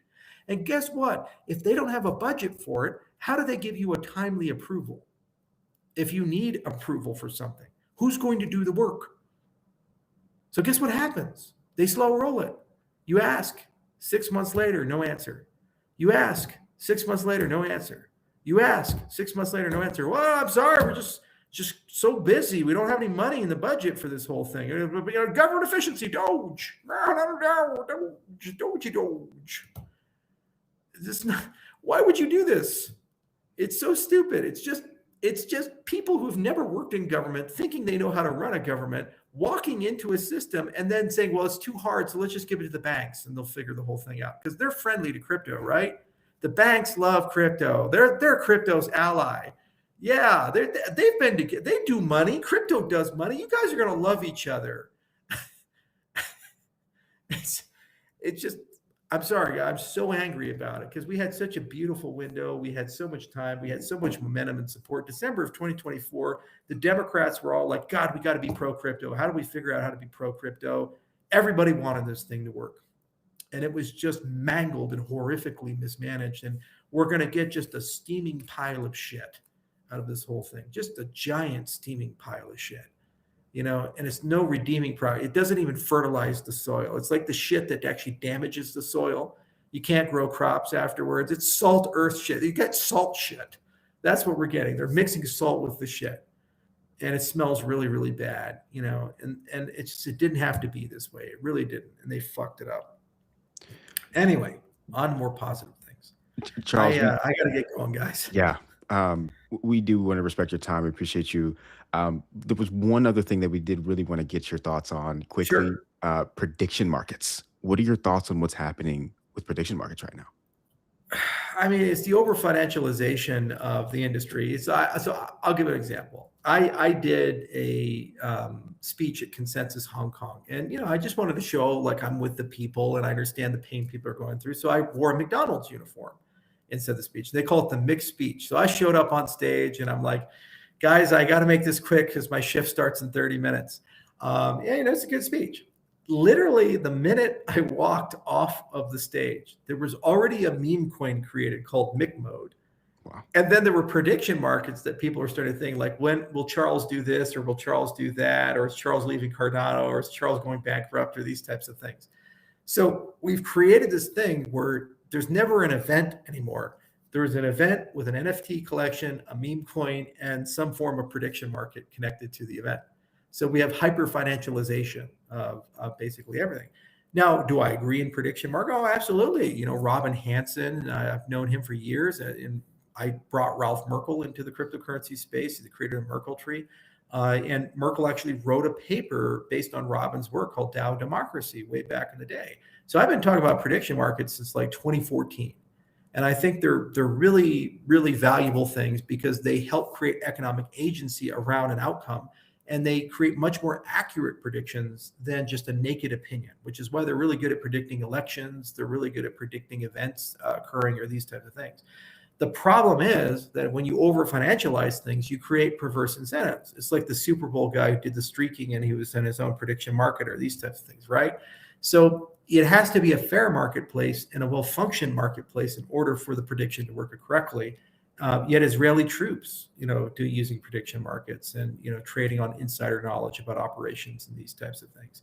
So control structures need to be put in place and they can work, but ultimately comes down to garbage in, garbage out and the liquidity of the system.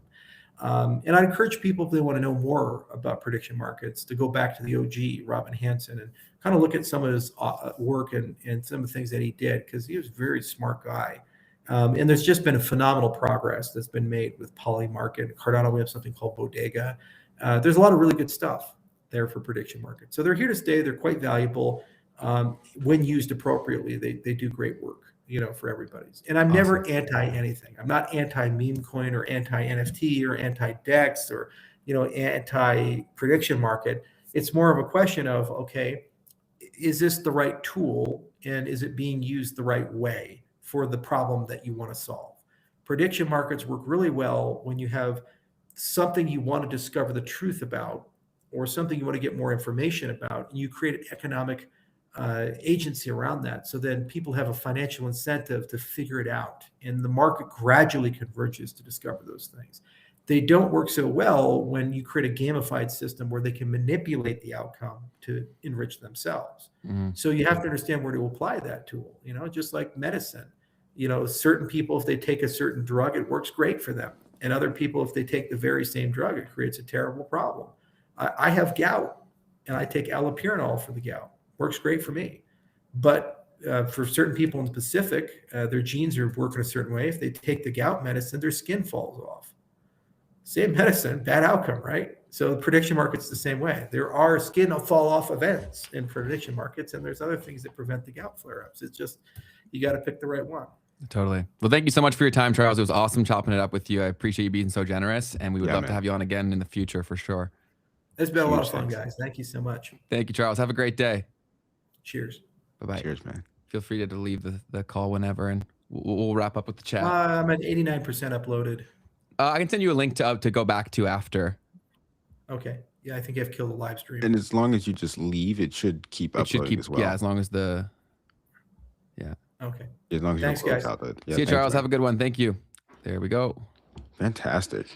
So the tech was fighting us this morning. That was some bullshit. So Yeah. I made the whole stream. I scheduled it, and then it created a ghost stream, another one that didn't have all the work that I had put in to make it formatted properly. Oh, So I was getting all this messages. I'm seeing the chat, and somehow we're in the room conducting the live stream, but the chat's not connected.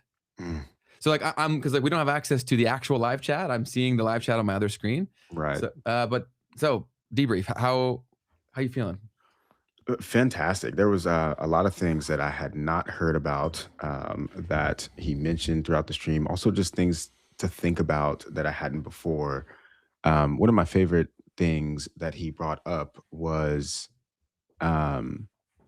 there was so much more to talk about, for one. Yeah, totally. We had to be conscious of his time. We had so many more questions written that we didn't ask. For sure. One of my favorite things that I liked from it was thinking about opting out. Mm-hmm. Opting out from the system and what that actually means. And he gave us a clear example of what that actually looked like in Argentina in particular. And that really, really made me think, because then, you will often bring up the fact that, or you ask the question of how am I, the person with a couple $1,000 or a couple $100 in my name, going to change anything, right? Or I'm just going to buy a Bitcoin and hope that I don't need $100 to go and, do something else in the world and end up having to sell it at a loss.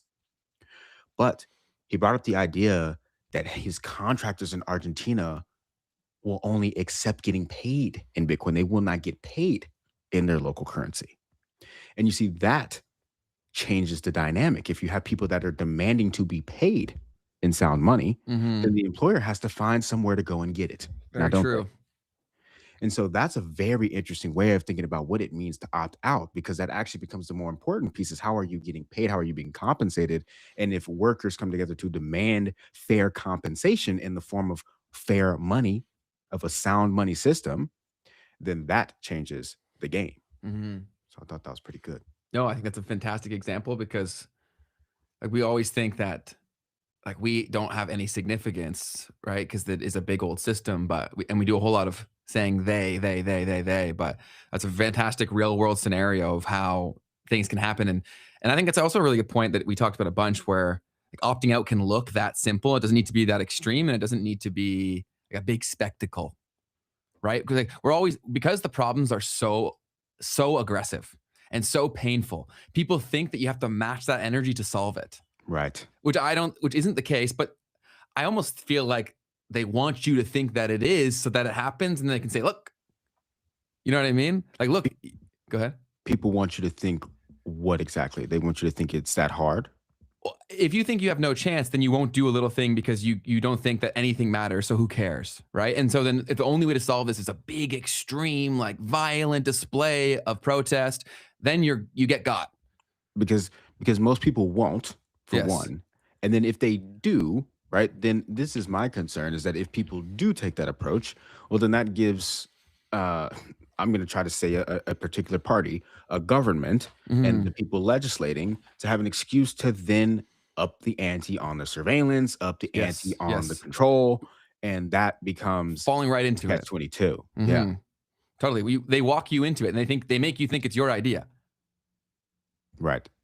So I actually saw this comedian. He was talking about this earlier today. I saw it on Twitter. It's an old clip, but he was like, the only way is to revolution. And in a lot of ways, it's and he clearly studies history, and his whole thing, I think, is he's a comedian, but he's really a historian. You see that with a lot of comedians, really. Totally. They really are actually talking about real stuff and the history behind it all. But anyways, I just thought it was a fascinating clip. I don't want to play it because it's a little bit inciting in a way, but it's dang, if that's the only answer, then the technology that's going to be available to be used against people is pretty intense. It wouldn't necessarily be the best approach, but no, I like the idea of incremental change. The other side of it is also building the stuff, right? You Totally. brought that up. You're like, okay, Mhm. so how do we build it then? Because that's going to be another answer to what's the answer to all of this is to go out and build the solutions.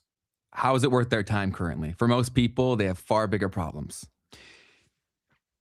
Kind of brings me right into something regarding a meme that I saw. We'll break down some news in a little bit as well. But this one guy was coming out and he was saying he was talking about AI in particular, but I thought that it kind of applied to everything. So this is a reaction that I wanted to get from you. Give me just a second. Do your thing. But essentially, the idea here is that who has the time to like really figure this stuff out? So here's the tweet that started going, not I guess it's viral, but semi-viral. This guy, Sam Dape, he said, you basically need to be unemployed to keep up. And he's talking about AI here, but I didn't even realize that at first. And he did a good job of not saying that because it goes more viral this way. Mhm. Because my interpretation of that was like literally just to get ahead in the economy, period. Like you almost need to be unemployed to be able to like play the games of what's going to get you out ahead and not falling behind and down into whatever. So, but yeah, no, just like, and then on top of that, like you're saying, well, what's the actual incentive as well? Like, it's tough if I'm not going to actually get paid to do this, if it's open source only and I'm not getting paid. You know, there's Mhm. different things that come into consideration. It almost requires the elite class, not elite class, but just people who have the time to be able to sit down and work on these problems in the way that they have. Like whoever made Bitcoin, for instance, those guys that were working in those spaces, they weren't poor. You know what I mean? Yeah. So I don't know. To- It's just something that No, I that's just said. awesome, man. And I'm sorry I can't throw up your comment on the thing because our tech was fighting us today, but I see a comment from Cross Central saying, should have asked about how to improve the UX, which is the key problem for crypto dApps. And I think the answer to that is the fact that people who understand UX and people more need to create the experiences and then work the technology into it, right? Like whenever I go and use a lot of these dApps, I'm sure it got way better now that AI is a lot more accessible, but a lot of them you can tell they were made by crypto first people. That's kind of like the problem. If you look at the evolution of a lot of technology, it's usually the people that understand it the most that create it, right? So if you're a genius with something, when you see a bunch of lines of code, like you can read it because it's a language you understand. Mhm. But then modernizing that to a brain that doesn't even have a freaking clue how the things in the background are executing their in real world experience, it's a difficult thing. It is a very, very difficult thing. And that's why all UX across the internet right now, everything looks and feels the exact same because it's built upon the foundation of what they got everyone to use. We've talked about this a bunch of times, right? If you train human behavior, then you just want to, like UI UX right now is basically like, how close is this to a social media app feeling? Mm, Like that's that's what it funny. is, right? That's what That's it is true. right now, right? Yeah. And so I think that a lot of people will come into this space and I think take more risks. And I think you need to create an experience that they can't have elsewhere to get people curious because until that happens, why would they care? Very good point, man. Um, what an interesting idea too around the people are already trained to certain behaviors, right? So how do we, as someone who's building something, your mind is always going to be how do we actually just mirror the behaviors of the swipe and everything that has already been trained. You were talking about Mhm. that one video you sent from it was From from Kanye. Kanye. Yeah, yeah, Yeah, yeah. And who knows if there's any legitimacy to that. I think a lot of the things that we think are messed up are kind of just coincidences or like things that just make sense. Right? So go ahead. no, I was going to say I think that comes up a lot in the conversations that we have here. Yeah, totally. Right. Where he's saying like they're training your brain because of the Angry Bird thing. And that's why they got you to swipe on Tinder. It's like, it's like cause and effect kind of thing, right? Like, is Right. that actually why they did that? Or did they just know that people would be comfortable with this experience? Right. Right? And I then think, social medias then adopted it because they saw that people do it, right? Is what you're saying. yeah, I think we have kind of spilled over too conspiratorial in the world, right? Where everything is like, oh, big master plan. I think that's giving people way too much credit, to be honest. And I Right. think that if you were reverse engineering the outcome that you were trying to get to, you probably would have made the same decision, right? 100%. Yeah. So yeah, what else you got next? News. Let's do it. Let's dive into the news. Do it. I've got a news story for you. So, over the past 24, 48-ish hours, there's been a little bit of an issue between the Pentagon and a company that goes by the name Anthropic, which happens to be the creator of Claude, which is an AI model. Getting a lot So of love right now. getting a lot of love right now in every direction. So, Pentagon has essentially threatened to make Anthropic a pariah if it refuses to drop AI guardrails, which what a great word to use in this scenario. I mean, I had never heard that word in my life. Reading that, have you heard that word before? Ben, or it doesn't matter. I've heard that word before. Point being, I had no idea what it meant, and what it means is essentially Yeah. they are on the outside of the system. Like ostracized. Yes, exactly. So let me actually just pull it up because I just learned it. So let me not act like I know anything. An outcast is a pariah, a member of a group of castes concentrated in the Indian states of Kerala and Tamil, whatever, included in the caste system there. So now what's happening here is that apparently the Pentagon has made a final offer to Anthropic seeking unrestricted military use of its AI capabilities ahead of a Friday deadline. The details include, so far, this is from the Kobasi letter, that Pete Hegseth is threatening to label Anthropic as a supply chain risk. To Anthropic is resisting use of its AI capabilities to surveil Americans. Anthropic is resisting the use of its AI capabilities for lethal military missions as well. And the thing is that Anthropic was recently awarded a $200 million government contract. And Anthropic now has just over 24 hours to respond. And this is a pivotal moment for AI warfare and surveillance. What are your initial thoughts on some of that, Ben? So many thoughts. From like a people perspective, it smells like desperation from somewhere. Which source, I'm not entirely sure. But that's definitely pretty insane. I'll throw it back at you. I mean, I'm happy that Mr. Dario is at least putting up somewhat of a fight, or at least letting us know that maybe they're virtue signaling, right? Like maybe this is just like they want this headline of like, we're trying to fight for your rights and we don't want to surveil against you or do these evil things. I mean, I think it's tough. I mean, it's funny because we had the last administration and this was the same problem. It was like, the government wants access to these tools, right? And it comes back to the conversation we were having with Charles, where these corporations become the arm through which the things that the government can't do get done. And so now the government wants that back, right? They're like, well, but I still want access to this, and they kind of can, they have over the past 20, especially with the internet age, right? So point being, same thing with Facebook, same thing with Twitter. It's probably why Jack Dorsey left, right? He was like, look, dude, I'm done with this. I don't want to be doing this.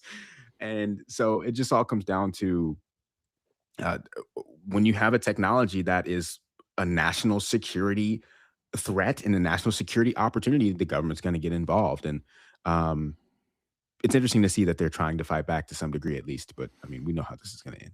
Yeah, well, I'm always hard pressed to believe that they haven't been involved the whole time. Yeah. Right. So like a lot of this is political theater is a word that we say all the time because it's an accurate depiction. I mean, they took the money, right? They've been awarded money from the government, right? So they've been there to some degree, right? If that was happening. And they've been working that's the whole thing, is that they've been working very closely with all these AI models are working very closely with the government for many different reasons. So anyways, I think a lot of these headlines and all the stuff that comes out with AI is just a further like microscope on the flawed nature of a lot of these systems that we discussed today. Right? Because it's impossible to expect people to understand all these systems, but it's becoming less and less impossible because of the tool of AI, kind of ironically.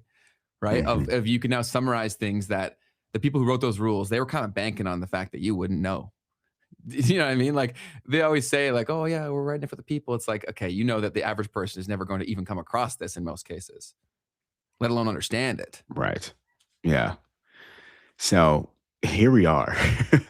The actual debate is going down in that regard of whether or not the DoD and Anthropic are going to be hanging out together. So next news story I had is that the OCC, the Office of Comptroller of the Currency, which is a branch of the United States Treasury, just issued a proposed rule to implement the Genius Act, and they're seeking public comment.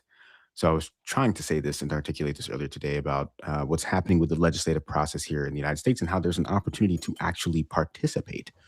And right here, right now, with the OCC asking for what they think, what we think as Americans should be implemented here and how it should be done. There's a way to go and do this now. So this notice has come out about the Genius Act implementation. Obviously, like Charles said, you might want to take this and drop it into a chat GPT of some sort and get some information. But this is an opportunity to participate in the rulemaking process. That this does happen with big sorts of legislation. The SEC has done this as well in the past with many different rulemaking efforts that they've had. And the OCC is essentially the Treasury itself. So this is an important time and an important opportunity to participate in what stablecoins and the issuance of them could look like. It's a massive thing because I think they're going, it's the most obvious thing for a non-crypto person to start getting involved in. So like how we handle stable coins is a very, very big issue. I think people, they overlook the significance of it for multiple reasons, but it's definitely a very serious thing that we've talked about on the show too. Like if you guys want to learn more about stable coins, if you go back to our older episodes, we have a whole episode on stable coins and Tether, which is the biggest one, I think still, right? And is Circle the second? Yes, correct. Cool. And we forgot to bring that up, but Circle just got brought to Cardano. It's USDCX. So it has some privacy tech built into it, is my understanding, to work with Midnight as well. Oh, okay. Is my understanding. Nice. So we didn't bring that up during the conversation, but that's something that they got going on too. Very nice. Yeah, I was seeing Charles was like kind of talking about how fractured the systems are right now. And part of it is because once the big guys got big, they started charging for integrations, right? So a company like Circle, right? He was basically breaking down the fact that like, oh, this is supposed to be open source technology, but yet you're being a gatekeeper to how to actually integrate with these different blockchains. And I guess they worked something out over there. Yeah, they made a deal. That's cool. So the next piece that I wanted to bring up was what's going on here with a little company called Stripe, which is one of the larger payment companies, software companies in the world. And they are weighing a PayPal acquisition as they reach a $159 billion valuation. So Stripe is a private company, it's privacy traded. It's a private company. And so they just disclosed a new valuation. And because of that, they are also talking about potentially buying up the public company PayPal. And now PayPal has had a rough, since 2021. It's very interesting. I was watching a lot of these payments companies very closely back in 2021. Wow. And ever since then, I mean, these payments companies have been just decimated. You're talking about, and maybe this is share issuance, right? So maybe that's could be part of what's happening here. I haven't watched PayPal that closely, but I think you see the same thing for Block as well, if I'm being honest. XYZ. Yeah, like same concept here, absolutely decimated. Looks from like the same highs chart. of around 300. It's almost the same exact chart. And then it kind of mirrors ARK in a lot of ways. I think ARK is probably doing a little bit better now. Due to the fact that they're not only payments companies and are in Tesla and other tech, but these payments companies have been stuck in a range since 2022 after getting decimated in the 2021 rate hiking cycle that happened at that time. There was a lot of tightening, so a lot of financial companies might have not been able to perform as well during that time. So anyways, that's what's going on. Stripe is thinking about acquiring the company. They're probably going to, pick it up at a nice discount. I mean, PayPal is an incredible brand, incredible customer base, and people still use it. I mean, I still use it actually. I saw Elon go on Stripe's podcast. That'd be an interesting thing because Elon was part of the founding team of PayPal, and then he's obviously connected to the whole PayPal mafia. And so then if Stripe buys PayPal, I wonder if that's like a X buys both. Oh, snap. If X buys Stripe, bro, it's over. If Elon Musk has Stripe, I mean, they wouldn't let that happen, would they? I mean, the problem is, well, let me say not the problem. The thing is that right now, this administration is supposed to be pretty pro M&A. And so last year or 2 years ago, definitely not. Even, what's the company that you hate so much that I love so much again? Where you can connect your bank account? I don't hate them. They just don't work very well for me. Plaid. Yeah, like they didn't let Visa buy Plaid back then, which probably is fair. But I think deals like that are about to start getting done. And probably by the end of this year, we start seeing some major acquisitions. So we'll see. We'll see how that kind of stuff goes. Um, Another thing that happened yesterday is NVIDIA had their earnings release, and people were like, what's going on? Because they beat their earnings expectations. They posted $68 billion in quarterly revenue, yet markets are obviously unimpressed. And so NVIDIA's cash flow jumped by 20 billion year over year, and the company killed all of its expectations, knocked them out of the park. But the stock went from being slightly positive on the release to being greatly negative. And if you've been watching the stock market today, we've had a pretty massive slide. So zooming in a little bit, NVIDIA has been a major contributor to that slide, down a little bit on the day after a positive beating of the earnings, which this is down 4% on the day. So it's incredible to also just see how, like, this is the NASDAQ and that's NVIDIA. Right. So it's kind of ridiculous how much influence these singular companies have on the indexes, but we've talked about that a ton. So much. How much of the S&P now does NVIDIA have alone? Let's see. Is NVIDIA? It's probably like 5% or something crazy like that. The number I'm seeing here, this is probably wrong. Let me see. Wait, 7.23%. Wow. That's crazy, bro. That's wild, man. Get everyone to buy an index. Preach for years. The S&P 500 index is the way to go. Yikes. And then control the index with like 10 companies. Brilliant. So the next story is eBay making some layoffs. eBay is going to lay off 800 of their staff, which doesn't sound like too much, but it's actually 6% of their full-time employees. They're taking steps to reinvest across their business and align their structure with strategic priorities, which will affect certain roles across our workforce, the company said in a statement. We're grateful for the contributions of the employees impacted and are committed to supporting them with care and respect. So this came a week after eBay said it would acquire Depop, which is a secondhand clothing app popular with Gen Z and millennials, from Etsy for $1.2 billion in cash. Interesting. I find, go ahead. Sorry. No, you're good. Go. There's like a little bit of a corner of the internet that's somehow still like surviving. Like I don't know. I haven't used eBay since, I don't know, like early 2010s or something. Bro, I've occasionally used eBay. I use it for very specific things. Like one thing that I'll try to buy is say like vintage Jaguars clothing. Well, especially where I am, I'm so far from the team. Like I'm not going to walk into a thrift store and find a freaking Jags thing, right? So true. So that's one thing. And then like old video games, I've done it with that as well. Okay. But eBay, I've been an eBay user since I was like a little kid, man. My mom used to be big on buying eBay, like stuff from that, like purses and stuff. And I remember one time I wanted these Yu-Gi-Oh cards and I put the max bid. I didn't know how it worked, right? So I'm like, yo, I really want these Yu-Gi-Oh cards. And so I bought with my mom's credit card like hundreds of dollars for like 6 pieces of cardboard. Bro, she was so pissed.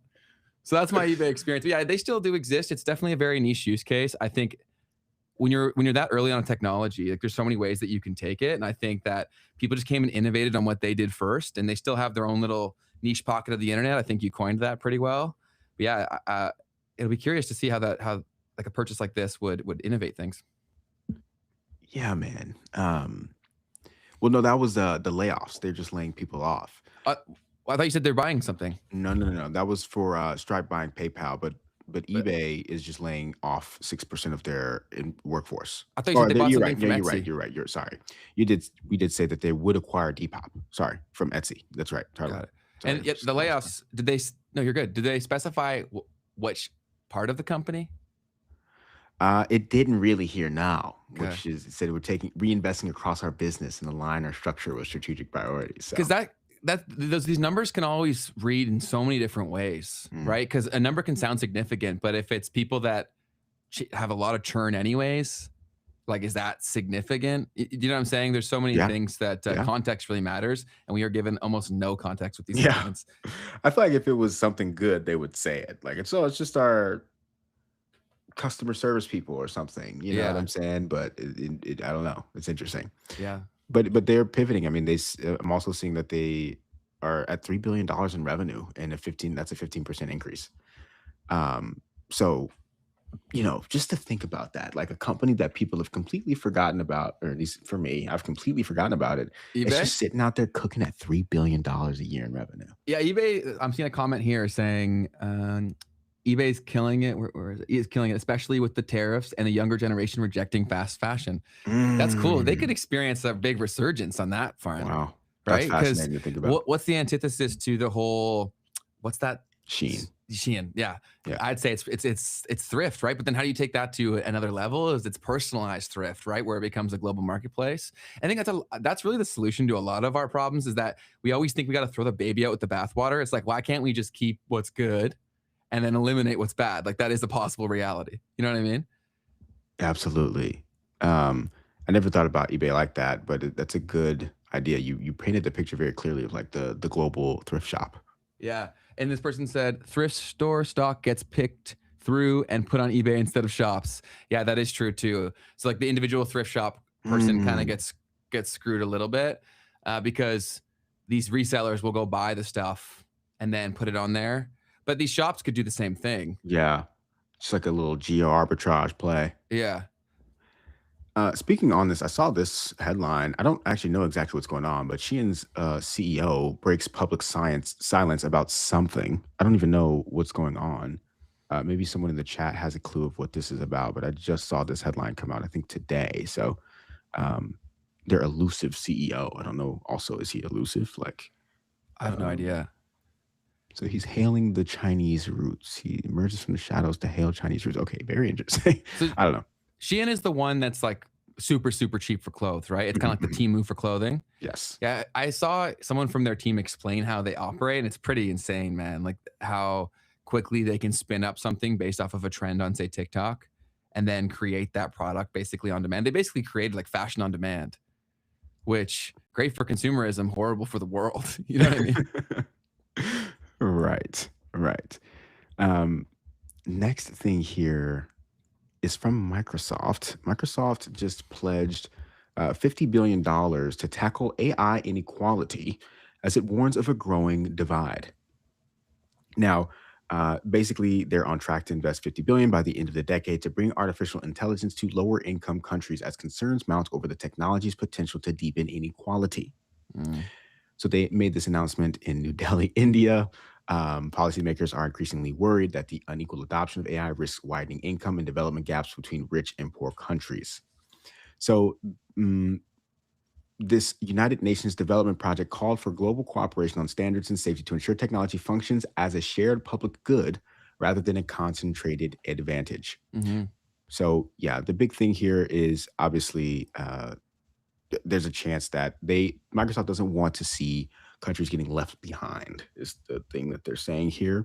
I haven't seen a whole lot about exactly what they're doing with this. But okay, to help build the data centers.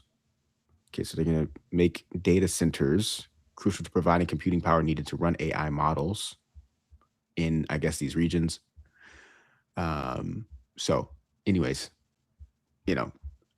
good headline, beautiful headline. What do you think of this? The problem with things like this is that is true and that is a reality, but do we want them to be the ones solving it? Because is that really solving it, or is it creating a different problem? Do you see a direct, obvious new problem from it? Potentially, but would they even realize that it's a problem, right? Because the whole power of it would be that people wouldn't even realize it's taking place. So, yeah, any of these big corporations, when they try to do shit like this, maybe I'm too cynical, but I'm always like, why are you doing this, man? Like, it reminds me of Facebook. So Facebook, back in the day, they had, I'm sure they still have this, it's a nonprofit that literally gives people cell phones in Africa or whatever. And when I saw that, I was like, well, this fascinating concept. You've gotten to the point to where you're so big, you've gotten everyone on the internet to get your service and use it, that the only next thing for you to do is to literally just go out there and hand out cell phones. Yeah, create new users. Yeah. I do think that if we go the open source route, which I'm hoping we continue to push towards, like that could swing back, hopefully. But yeah, it's insane to think about the power that is created. And we always talk about the power of consumption. In the last wave of the internet, like you kind of had to seek things out. Yes, algorithms were dictating what you see, but you played a role in it to a degree, right? And there was a buffer. Like you knew that this was an app that you were consuming from, or a person you were consuming from. I think why AI is so scary is that people really put their guards down for that thing. No doubt. Like they've told them like everything you could possibly tell, like their deepest, darkest secrets, and they're just disclosing this stuff. So yeah, I'm hoping that we end up in an open source place for a lot of these things. Next piece here is deep into the crypto world. So there's a whole hoopla going on around this Jane Street investigation that we brought up on Tuesday. It's everywhere, man. Yeah. And so Zach XBT, who's huge figure in the space, he's actually done so much for crypto as things have rolled out. Whenever there's a big hack, he's the one that goes out and like figures out what actually happened. And he'll post these threads and make these articles of like, here's what actually happened. Here's the people to look at. Like, you know, whoever's trying to hide, like, here's the answers to who these people are. And so he's basically come out and said, major investigation dropping today on one of crypto's most profitable businesses where multiple employees abused internal data to insider trade over a prolonged period of time. And now the weird thing about this, right, is that there's a poly market now, right, that has been created around this. So Mert said, this is the most crypto thing ever. Zach writes announcement about insider crime. People create betting market for who it's about. The team knows they're about to be exposed and can also bet on that market with insider info. Wow. Insiderception. Dude, that's crazy. Because then likely, maybe it's a criminal case, but if it's not a criminal case, it'd be max what you're paying a fine, and you pay the fine with your winnings from the poly market. Right. That'd be crazy. Wow. That's a crazy thought for sure. So this guy came out and said, Zach has the opportunity to make a lot of money here as well, right? Even Zach, if he knows this information, then which company will Zach XBT expose for insider trading? And you can see the list with World Liberty Financial being the number one in the running for who it might have been. There's Pump Fund, that would be wild. Binance, I don't know any of these, or Bybit, Jupiter, and Coinbase. So anyways, wild. That's going on. And there's been some cool memes that we'll dive into a little bit later. But there was another piece that I really wanted to get Charles's reaction to because he would actually probably have some really cool things to say about it. But Ben, since you're here with me, man, next best option for something like this, I want to get your reaction. So this guy here, Alex Prompter, has highlighted that there's this research paper that's been announced. It's called Large Scale Online De-Anonymization with LLMs. So in summary, this paper breaks down how they've run an experiment. And these are some really big researchers in Zurich and somewhere else, I think, like heavy online. I don't know. They do research and stuff. And it was released on the Cornell website. It's like published kind of research. It's not like from Cornell, but they published it on their archives. And the idea here is that they found a way to pretty cheaply connect people's identities online. So if you had a anonymous account and you had a real account, they basically they've found a way to be able to, for like $1 to $4 per query, connect these two accounts so that they know who your fake identity actually is. Because they're using LLMs to do it, it can be done pretty cheaply and pretty quickly. They said that on Hacker News, they've identified 67% of the users correctly. And when the system makes a guess, it's right 90% of the time. And so anyways, people are kind of freaking out about this. They're saying, well, is it really all that smart? Or is it just the fact that people aren't, like, if they knew that this experiment was being run, right, they probably wouldn't be releasing so many details about themselves on the anonymous accounts, right? Or they chose anonymous accounts that were like obviously talking about themselves, right? Kind of a thing. So anyways, that's like not making as much of a wave as I think it should. And in fact, this guy has community notes. Let's see what this says. The data set was drawn from public, non-anonymous online profiles.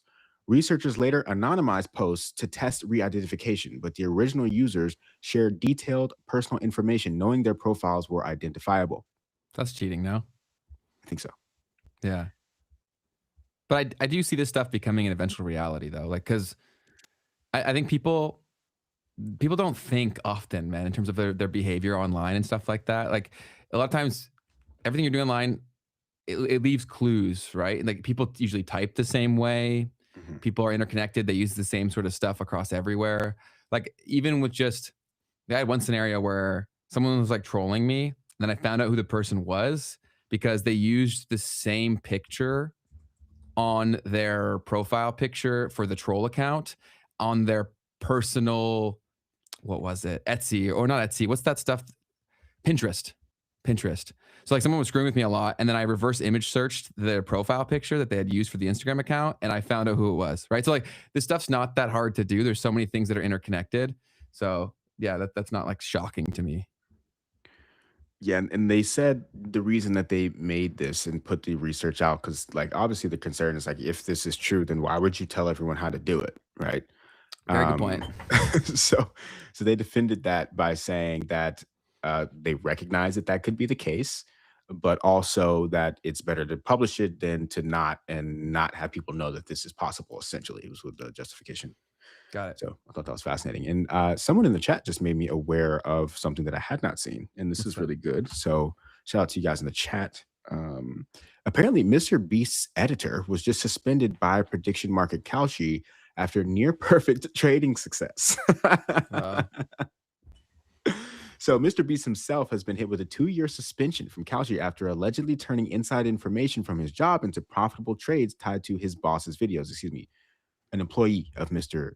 Beast's has had this happen. But you don't think that Beast with this new bank, I'm saying that in air quotes, isn't going to open their own prediction market? They probably could. They probably could. So it wouldn't be surprising if they did. And what's interesting about this is that, like, I saw someone in the chat was saying that they were arrested, but I don't think that that's the case. I think what's happened here is that the platform banned. just kicked them off. And so, but are these arrestable offenses? You know what I mean? Like, True. Why is it not, right? Like, I don't know. So anyways, we'll move forward here. And the reason I question why is it not is because if you were to do it in other markets, right, that are regulated, it would be. Okay.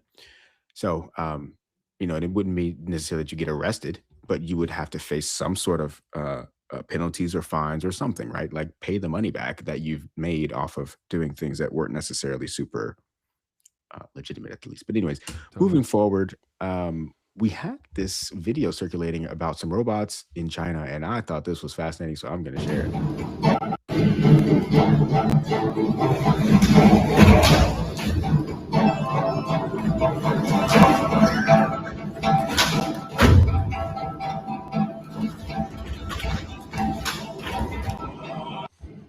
Ben, did you see that? No. Yeah, I didn't think you did. So let me run that back real quick. So I was reading the chat.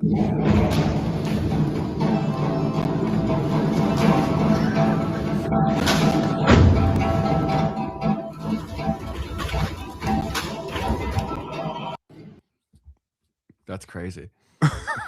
Why do we want that? Why do we want that is a great question. So that, by the way, was the Chancellor of Germany that they had at the beginning of the video. And he was there, and they're talking about how he flew basically to visit this robotics company in China. And so this is right here being hyped up because Tesla, the probably closest competitor to any company in China, is not capable. The Optimus bots are not capable of anything like this. And these robots that we just saw are for sale. Like you can go and buy that right now. For what sort of utility? That's that question I have not asked or answered. And that's the other conversation that's being had in the comments. It's kind of like the combat here is Tesla can't even do this. But then other people are like, but like, what does this do? You know what I mean? But I mean, I think that's a little bit naive personally to say like, well, what does it do? It's just a dancing robot. I'm like, well, if the robot can dance and do a backflip, I think he can probably do some other things too. I think that's probably a fair assumption, Keith. So like, I can't do a backflip. You know what I mean? Like now that I think about it, like, shoot, can you do a backflip, bro? I can't.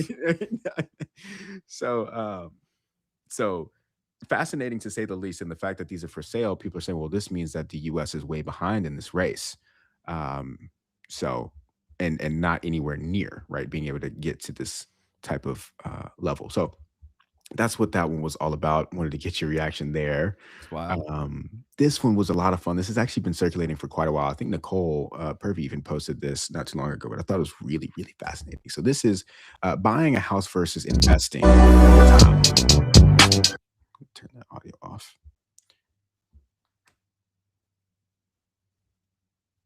Oh wait, 08 was rough for the housing market. But then renting and investing versus buying a home. If you rent, you killed it over time. But what was super fascinating too was how in 01, 02, anyone who was renting and investing was not winning. And like it just signifies such a shift to me. Like, I mean, obviously we were, basically babies at that time, but what a different world it was for how Americans and people around the world looked at the concept of investing. Right? Talked about this a lot in Canada. You buy a home. That was the way. Totally. But that changed over time. Yeah, that was preached every day, man. It was like buy a home, buy a home, buy a home. Like that is basically like when you talk about in Canada, I don't know how it's in the States, but when people talk about like their kids and they'll say like, oh, are they doing well? If they've bought a house, that'll be the first thing they say. That's really good. Do you know what I'm saying? Yep. Like all the time. Yeah, you just like that's a statement of success. Like what a psyop that is. Wow. Fascinating, man. Next thing here I wanted to get your reaction to. Raoul Powell, he said, I always assumed the total addressable market for ubiquitous technology such as the internet, crypto, or AI was the population of the world. It isn't. AI agents will 2x the users of all of these in 5 years. Agents are more disruptive of total addressable market than they are of businesses. Your priors need adjustment. What are your thoughts on that? Ben? Any thoughts? I think we're all guessing a lot when it comes to agentic commerce or agents in general, or people's appetite for them, the true utility of them. Like how much does the human need to be involved for one to be successful or not, right? And like what is the upper range for success for one of those things? So yeah, I think everyone is guessing. But I think that Charles's thesis for how he sees there being like two separate internets, that'll probably become a thing just simply because what we are using is getting less usable by the day due to bots and things of that nature or agents. Facts, man. 100%. Next piece here was something that you brought to my attention, and I thought it was really good. And back to, okay, I did not a good job of documenting it, but essentially we had this guy talking about Mr. Beast and his future. So let me quickly play this clip. This guy goes by, I think, Thread Guy. Yes. I am not trolling, brothers. I am not trolling when I tell you a Mr. Beast and Nick Fuentes political card under a third party is not off the table. That is, you think I'm joking. Everybody, you think I'm trolling with this segment? You think this segment's a fucking joke? I'm telling you that there's only one way this ends if it goes as ridiculous as it is going to go. Why else does he want finance? Bro, he's fucking rich. He's a billionaire. He has, every video gets more views than the YouTube video. He has his product in every 7-Eleven across the country. His burger is the one-click order from every delivery app ever. His action figures in every Target in America. He's soon going to be managing the biggest content creators in the world. What more do you want? Seriously. What more do you want if you're Mr. Beast? What is left? What more do you want? The only political power. That's it. Yeah, I don't think that would be attempted, but I don't know if they'd be able to execute on it. His connection with this audience relies on frequency of touch points because there's not that much depth of connection because the videos are so transactional. So like, let's say new platforms emerge. I don't know if he ends up with the same situation.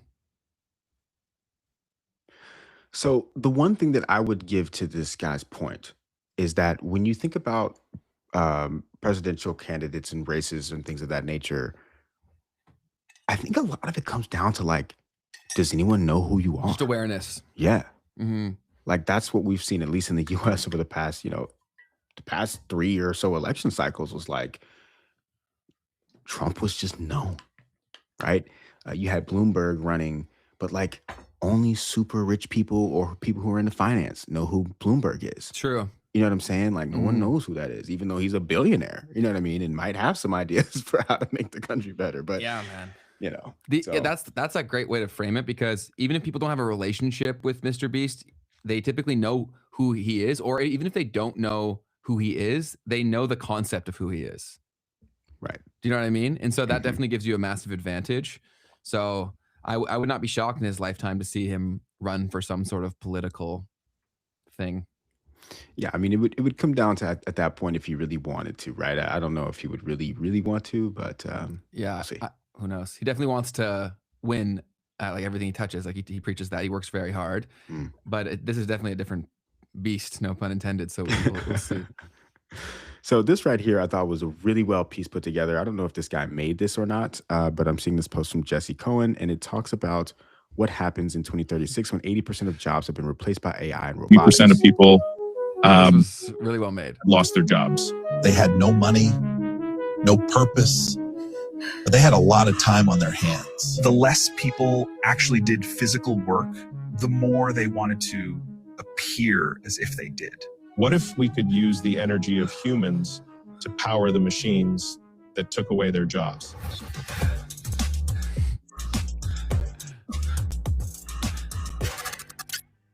Energy solved our need for energy and your need for purpose. AI candy. Yeah, man. That's I just thought that was funny, because like that's how crazy things are getting. Like the discussions that we're having are that level of crazy, bro.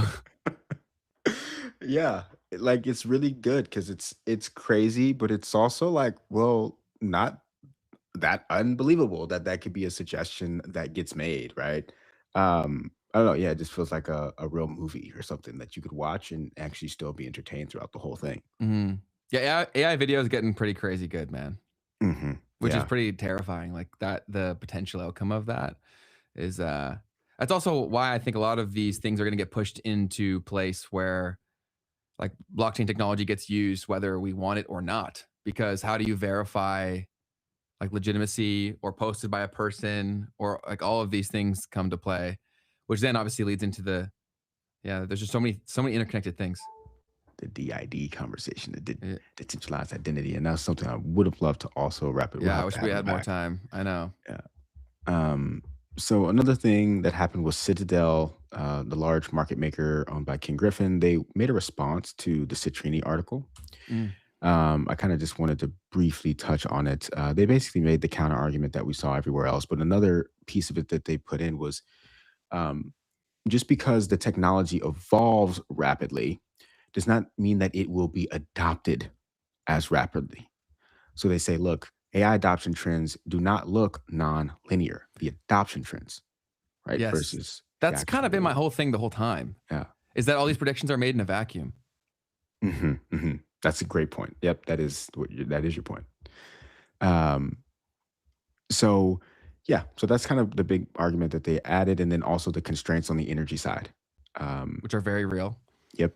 So they're like, well, to get to that level of technology, there would have to have been like a 10,000x or whatever they said in the actual energy output as well. I think those are the main things there. I can go into some funny stuff that I saw. Yeah, let's do it. We're into the memes? We're into the memes. Let's hit the memes. All right. So this one was a video that Sam Clemente's guy, I believe, they make videos together. Pio Censo, that's a very Italian name. I'm going to imagine he's Italian. He's made this video here about Michael Saylor if he went on Shark Tank. And this is even Michael Saylor apparently retweeted this. So hold on. No way. Hello, Sharks. I'm looking for 1% of $200 trillion of digital capital backed by digital credit in exchange for 0% of my company, MicroStrategy. You haven't explained how I make money, which is the most important thing. Because there's no chance of you making money on this. First, we had Bitcoin, which is digital capital. Now we have Strategy pioneering digital credit. In the future, we're going to have digital money. We issue shares of our common stock to pay the dividend of our preferred equities. Then we use our different preferred equities to pay for the dividends of their other preferred equities. Let's leave all the passion and all this kumbaya But leave it aside for a second. In the end, Shark Tank's about making money. Isaac Newton would have invented Bitcoin if he could have. In fact, he probably did. I'm so frustrated. I have no idea. I really don't know what your business is. I don't know what your strategy is. I really don't know anything. I went to MIT. We sold Nike Dunks and they're trading for like $2,000 on eBay. Why are you here? Sure, you can invest in a company like Nvidia or Microsoft or Tesla or Amazon or Apple that's trading at a 20 to 60x price to book. Or you can trade our company at a 1.19 MNAV during a Bitcoin bear market. You're out of here. See you, buddy. Goodbye. Take the broom. Jeffrey Epstein said I was autistic. That's a pretty good sales prop. Don't buy it. I'm out. Yeah. Those guys, go ahead. No. I was gonna say, those guys, I'm sure they've weathered a pretty tough storm with the bear market and crypto being so uncool. But when stuff turns around, like think about the opportunity they created for themselves. The Sam Clement, like the guys doing the Those comedy. two guys, they work together. Because what other comedic forces could possibly understand the culture? That's so true, dude. Right? So, That's so true. they're playing the long game and like commendable to them because I'm sure they've had some hard times. But like keep doing what you guys are doing if you guys ever see this. And I think it'll pay off for you. It's like the movie Dodgeball. It's a bold strategy, Cotton. Let's see if it pays off for them. I think it will. Yeah, dude, that's a really good point. And that stuff, you know, that stuff goes on forever. That culture, what's Totally. happening now, and like, you know, if MicroStrategy goes under, right, like that becomes legendary. And how like think of their sponsors, right? Like other comedians are like scratching and clawing to make enough views to like hopefully get shows going, right? Yep. They're gonna have financial companies sponsoring their comedy. Different equation. Very true. Right here, this guy said, ChatGPT, I need your help. He said, how can I help you? She texted me like this. And basically, this is like annotation for like, I guess, love you or whatever. And he asked, what does that mean? And ChatGPT said, that means you're less important than 3 others. That's awesome. That's so good. That's That's fair. Good. Yeah, I mean, you know, it's doing its best. And then Morning Brew had a good one. They said, the market will regulate itself. The market. You want a lot of iced coffee? Duncan has a bucket for you. Are you a Duncan? You don't drink coffee, period, right? I don't. Did you ever, or I you have, just never? Okay. Yeah, I have. And what were you gonna say? I was just gonna ask, when you did drink coffee, did you have a favorite? Oh, I mean, I'm like I was a very non-real. You were coffee utilitarian. drinker. Yeah, like, well, no, not even. I was the other end of it, where if it had sugar in it, I'd drink it. You know what I mean? Oh, you just wanted the taste. Yeah. Got it. Yeah, I'm the other way. I drink strictly black coffee. Word. Yeah. But, That's cool. I mean, I started to get into that towards the end of my coffee days because I realized how bad it is to just be consuming crazy all that amounts stuff. of sugar like that. But you, America, you guys go so ham with the abundance on everything, like the land of excess. I remember going to trips to Florida, and there was this random like buffet company called the Pandarosa or something like that. And I was just like so blown away by the concept. We have buffets here too, but like not like you guys do, bro. I was like, this is crazy. And as a fat kid, I was like, let's go. You know, it was such a wild concept. But yeah, you guys definitely go ham with like the big gulps and all that crap. Crazy, bro. Wow. I do think that people are waking up to that more of like unlimited anything isn't actually good. Right. I think people are finally realizing that. And I also think that in a digital economy, blockchain plays a big role in that. Right, like the whole concept of NFTs is digital scarcity, right? People have too much of everything.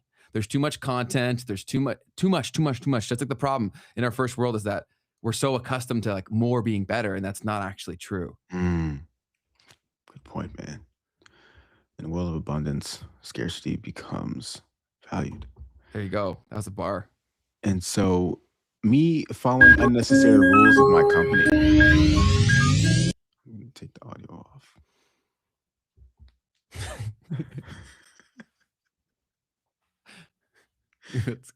Man, there's a lot of that though. So much, man. Because like, the human part comes into all these organizations, and these power structures take place, the bureaucracy, and a lot of people have ego out the ass, right? Where they're like, oh, like this is how we do it. This is how I did it when I was your age. So this is how you're gonna have to do it. It's idiotic, but it's there. 100%, man. I figured anyone with a job at all, right, is going to be very, very understanding of that one. So, what'd you say? I wish, man, the chat's always so funny, man. But this tech issue, I can't really read it properly. So if I'm ever looking over here like a crazy person, Keith, I'm just trying to read the chat. Heard, man. You might also be crazy. It's all good. It's better to be crazy than not. Oh, I'm definitely crazy for sure. This guy, David Herman, he said, incredible. I asked Claude Code to help parent my children, and now it's tucking them into bed, making sure they get their vitamins, and dropping them off at school. I've packaged the whole setup so you can avoid parenting too. Wow. The integration, prompt library, and walkthrough takes about 2 minutes to set up and get running. Thought that was an interesting one at the very minimum. Is that the way in which the world is heading, right? Positive outcome from all of this is that we should get to define what actually matters. Right? Very true. When everything is optional, what you do is what you decide what matters. Right? When you can outsource everything, what do you refuse to outsource? Hmm. And I'm hopeful it's parenting. Hopefully it allows people to be amazing parents. Right. I mean, yeah, imagine if you have the time to spend with your kids. You know? Well, I think a lot of parents, yeah, that they if they weren't good parents, and a lot of people in our generation always talk about like the trauma that they have. And a lot of it is because the parents just didn't have the resources or the know-how to parent. Like parenting is a very difficult challenge.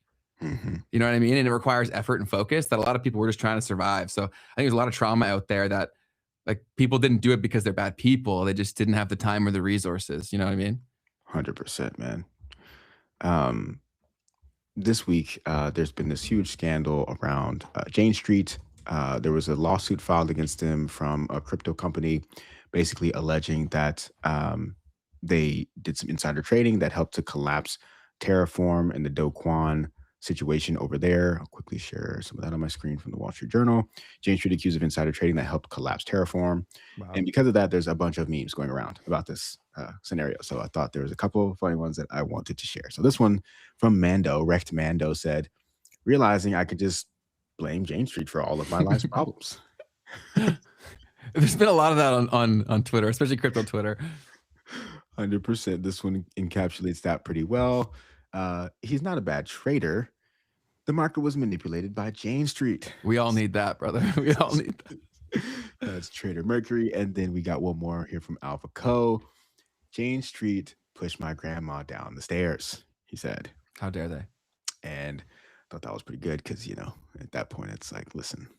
May as well see what I can get. Yeah. If I'm throwing blame, I may as well see how far I can take it. This one was not even funny. I think this is kind of just true for me. Vlad Aurelix4 said, I deleted all social media apps. Now I doom scroll in the web versions. I was like, oh, yeah, you got me with that one. Definitely happens with me on X. X has been the one that has been my problem there. That's the one that I could see having that experience. But if you were to go consume short form content on the desktop experience, it's not the same. Yeah. I guess that's why that one also didn't go super off, because it's only relatable on Twitter there. Very true. That's truly where it's at, what that's happening. And people are already out there doing it. Yeah, exactly. Oops.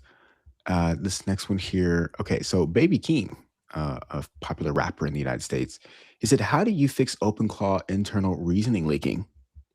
This was yesterday at 7:45. So the OpenClaw founder actually he actually commented, and he said that the update fixed it. Wow. And so anyways, I just thought this was very fascinating. He said, this guy Theo said, Baby Keem is using OpenClaw and you're still writing code by hand. And then I saw something else here, just kind of celebrity related. I couldn't understand. I don't know what's happening here, but Sydney Sweeney is always on the internet. She's always being celebrated. And yeah, where did that all start? It's a great question because it's fascinating. It's fascinating to me because she was like, I had never even heard of her, and now I can't go on the internet. She's like one of the 20 characters that like you always hear about. Always. Like if anything happens, it's like somehow Sydney Sweeney gets wrapped up into it. And so this week it was about NVIDIA. So this one was breaking. Sydney Sweeney reveals in a CNBC interview that she was long NVIDIA going into earnings. Quote, we're on the edge of compute to cheap to meter. We need 1,000x more compute. NVIDIA is a structural winner in the AI super cycle, she shared. So obviously a little bit of fiction here, but they're not the only ones that have done this. Someone else also went in on this. They said, Sydney Sweeney has broken ties with Evercore PCA. Discount to NAV can be an illusion. You're really underwriting valuation lag, appraisal subjectivity, and quarter-to-quarter mark volatility, she noted. So I don't get the joke in particular, but fascinating at the least to see how much she has permeated all of culture. Mm-hmm. Yeah. What? Okay. If you want to say it, just go for it. But we talk about here about how the internet has become very siloed. And so there are a few characters that break across the niches, right? And so then they also become, so in the concept in marketing is in operating in this environment, you want to try to leverage borrowed attention to build off of things that have already been done, people that people already understand, et cetera, and so forth. So the fact that you're able to do that with her across all of these like super sub pockets speaks to how she's transcended niches. Yeah, it's crazy. There's definitely something to be studied there, without a doubt. So last thing on my end, Ben, is to just go over a couple of comments from the last couple of episodes. So we did Don't Buy Into the AI Doomsday Hype, and a couple comments. Matthew, always in the comments, we appreciate you. He said, man, I absolutely love Ben's lens of incentivization, where he consistently reminds the audience to be thinking critically about what could be happening behind the scenes and urging viewers to be creating potential theses as to why people are posting what and when. Ben was nice, and he went back and responded. He says that the world would be better if we fix these systems. And anyways, I just thought that was a really solid comment. Super nice, and he's far too kind. Yep. I just saw this one actually just now, but this guy, Flight School Custom Footwear, what up? This is a solid duo. I love how Ben is connected to the esoteric side. He truly understands how massive worldwide life-altering manifestations are brought into being through all of us expressing our emotions in a hive mind way. If everyone is scared of AI, then it will turn out to be bad for all of us. But if we can change our perspective and be excited, it will work in our benefit. We are the creators, and they need our concentrated thoughts and emotions to fuel the machine. And Keith is locked into the exoteric side, where he really understands the way markets move and companies work. The best thing you guys can do now is to speak to each other about these topics and teach one another what you know. If Keith truly understood the full esoteric side, you guys will explode off the charts. Just saw this, so I just wanted to read it out. That guy's a lot smarter than me. But what I will say is that I would give you credit there. I think Keith does grasp it a lot more. I just think that when he comes and speaks on these things, he's trying to serve the role of like a counterbalance for that. Because I think if we were both going down that direction, I don't think the show would be fun. Yeah, my goal is definitely to even get better at trying to really lean in the other direction when we get there and see where, because I could, just be like, yeah, Ben, you're right. But yeah, it doesn't serve anything. Too. That we might be able to take from it. So yeah, but yeah, I get it though. No, I think that's why we started the show in the first place was the yin and yang effect of that and the ability to create a stimulating conversation, because a lot of the topics that we discuss in a vacuum are incredibly dry or not approachable, but in a free flowing format like this where everyone can participate, it's crazy how easy you can learn. Right? Like so many of these things, if you try to teach them in a classroom, they wouldn't want to do it. But if you make it a little easier to consume. Where's that one? Did I send you a picture of that person? Yeah, I'm going to go back. That's next. So we did an episode with Jay Claver, and we had someone leave us a comment yesterday.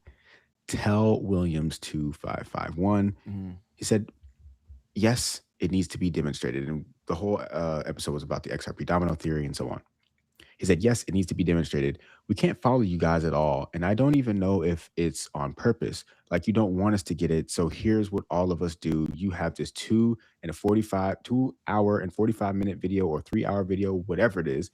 We zip all the way to the last 5 minutes. We don't want to listen to your ish if you don't give us a recap that we can understand. We never come back to your videos ever. I'm 62. I want to learn about this ish, but you guys don't want to teach us and make a change. You know where most of the money is. It's in old people's hands. You know who's not watching your videos? Old people. You know how many people, you know how many more views you would get? How many more fans you would get if you explained it to us? How much more money we'd be flowing in? Come on, guys, do better. I struggle with that because there's not a lot of punctuation. You're good. But yeah, I mean, Ben, you definitely had some thoughts that you wanted to share on that. I understand their frustration. I think they're doing a lot of finger pointing and none of this. Right? Like, and we all do that. I've done it many of times in my life, right? But we do our best to try to distill this information in a way that is in layman's terms and the average person can understand. We constantly try to bring in either people or experiences or cross-reference points to have a simplified explanation of things. But when you're talking about complex subjects, you can only do that so much, right? And if we were to do what he's saying to do, where we only talk about the simplistic nature of certain things and like stay there, we wouldn't have a show. Right. So I totally understand what you're saying, and you're right. And we try to distill as much as we can. But also, like, if there's a word that you don't understand, why aren't you figuring out what that word means instead of yelling at me for you not knowing what it means?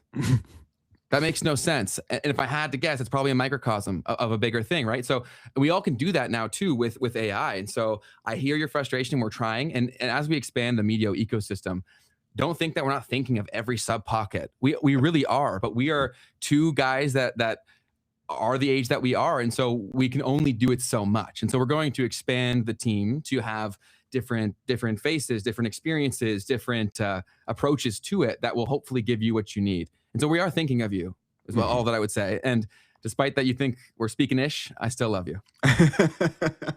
All love from us for sure.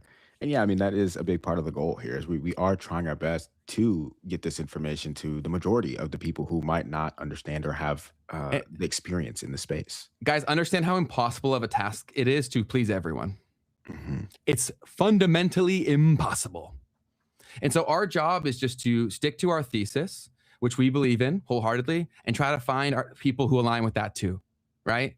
If I were to like spend time only serving the people that probably wouldn't like it anyways, we wouldn't get anywhere. 100%, man.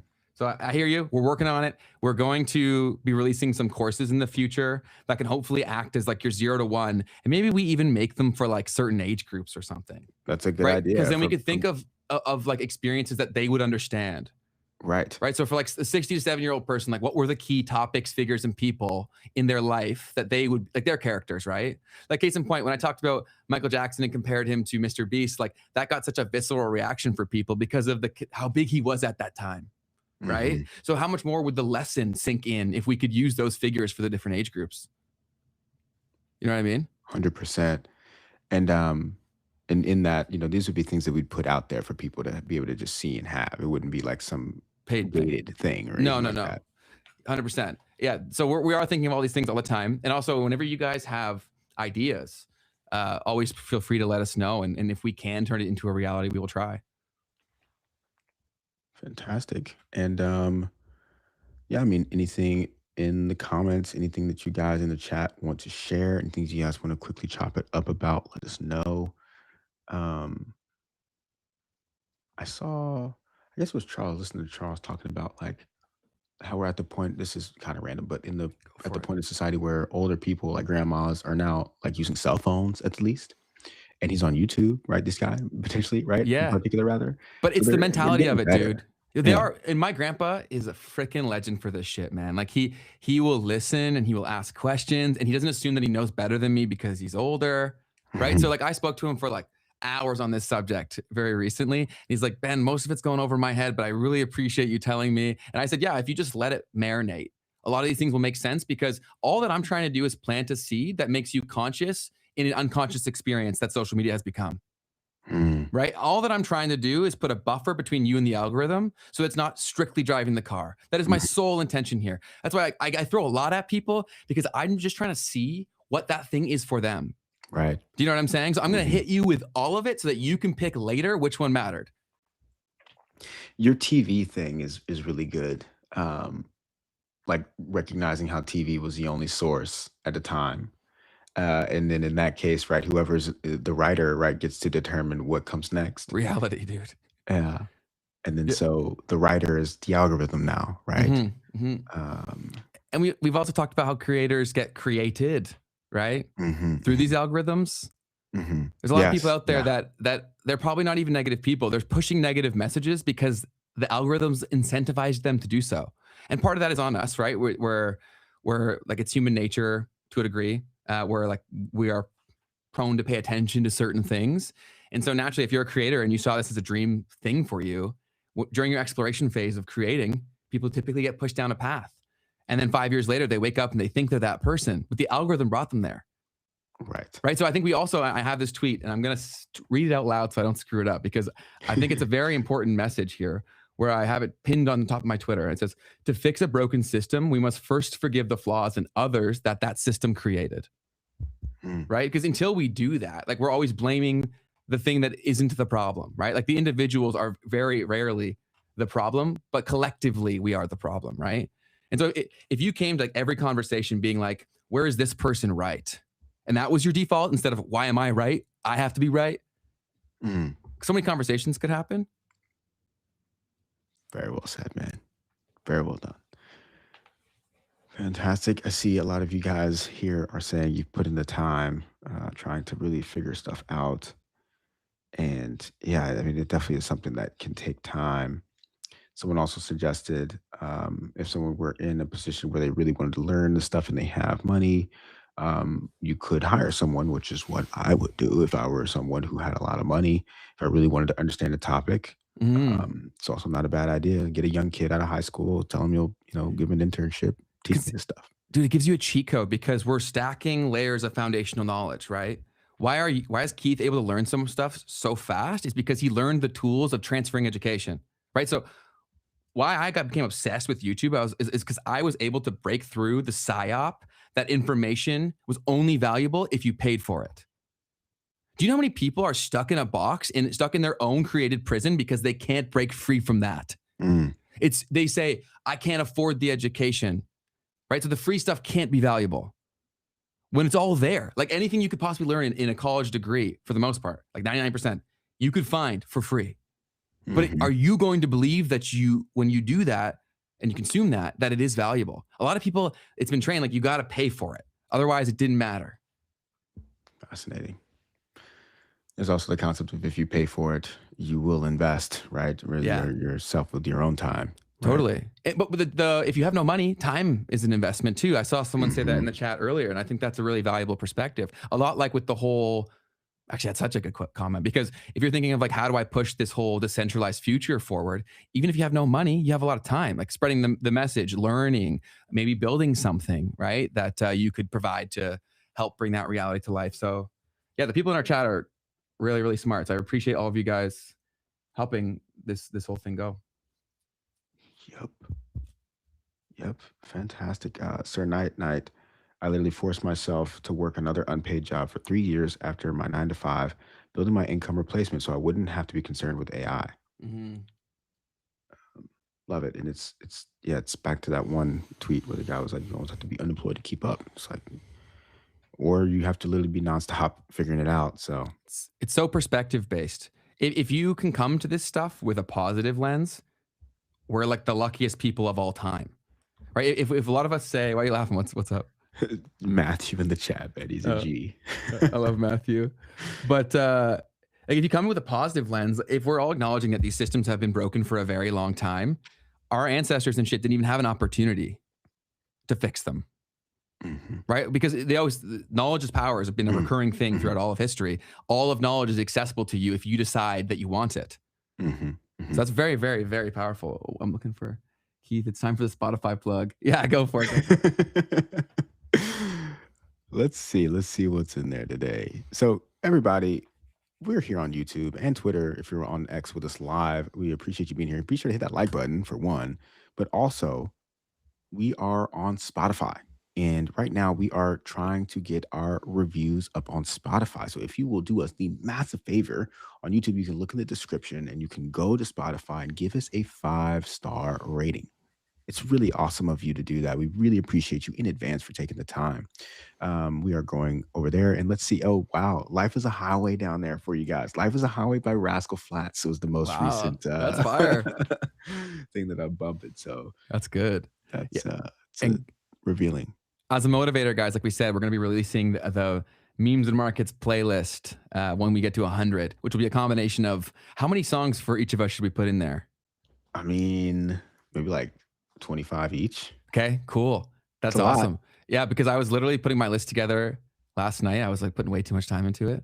I'm like, I gotta make this a banger, and I gotta tell stories. So I was going through it, and I think I'm sitting at somewhere like 23. So that works for me. My man said the Southern twang showing through today. Am I showing? Oh no. That's awesome. Yeah, so I think I'm sitting at something like that. But anything else in the chat that y'all want to chop it up on? This is a longer one, obviously, because we had Charles and he was awesome, Spitting. super engaging, and yeah, he's so fun, man. I think in a world where everyone takes things so seriously, it's very refreshing for someone who belittles, or not like in a bad way. I think he just like takes the edge off of a lot of things that are super potentially dark, right? Yes. Or sad. And I think you can do that, right? Like a lot of times in Harry Potter, this is a relation that actually kind of makes sense, is remember when like there's this one scene where their biggest fear comes out of the closet, right? And then as soon as they turn it into a joke, the fear like dissipates. There's a lot of degree of truth to that in the real world, right? Where the fear and the potential scared outcome is only possible because of the fear that preceded it. Love it, man. And obviously that's generalizing. People always zoom in on like super specifics and like, you're dumb because of this. Whatever, bro. No, that's a good point, man. And what a beautiful thing. I don't know if I've seen that part of the Harry Potter, but anything that has that level of cultural influence, like the writer, J.K. Rowling, I guess, what a phenomenal concept to visualize and also just write first for people and then eventually visualizing it, whoever was the director of the movie. Because that's something that's human nature, right? At least it's always there for us. The thing that we're afraid of has power. Mm-hmm.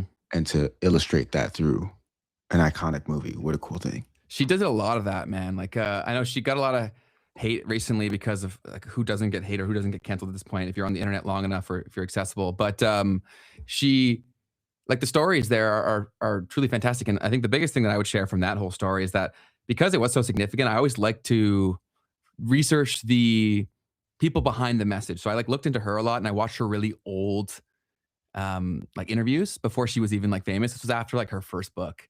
And it was just like so cool how she knew that she had to tell the story and she could see it all in her mind. And when she would tell people, they thought she was crazy. But sometimes acting on your crazy is really your magic. No pun intended, with Harry Potter, right? How many people have these skills that just because the current system doesn't reward them financially, they think they're shit? You know what I mean? Mm-hmm. And so I'm hopeful that in a good scenario, like maybe AI can open us up to stop thinking the things that we think make us weird are actually the stuff that makes us pretty dope. You know? Love it, dude. Pie in the sky. We had, oh my goodness. Someone said they hadn't, hard reset 112 said, Charles is awesome. I never heard of him until today, but I'm a fan. Well, welcome to the world of Charles. Yeah. He's definitely a polarizing figure in the world of crypto. But I'm a fan of his as well. Doesn't mean I agree with everything that ever comes out of his mouth either. I think people always try to do that. You know what I mean? They're like, oh, you're a fan of him, so he said this one thing. You must agree. It's like, no, come on, guys. Nuance matters. But he's definitely very entertaining. And if you guys want some foundational knowledge, this is perfect. So if this guy watches the replay who says, we don't watch any ish, this is close to the 5 minutes that you jumped to, so maybe you'll be here. If you go over to Charles Hoskinson's older videos, he's walking through on like whiteboards the foundational knowledge of how these systems function. And that's really how I got involved in crypto on a deeper level.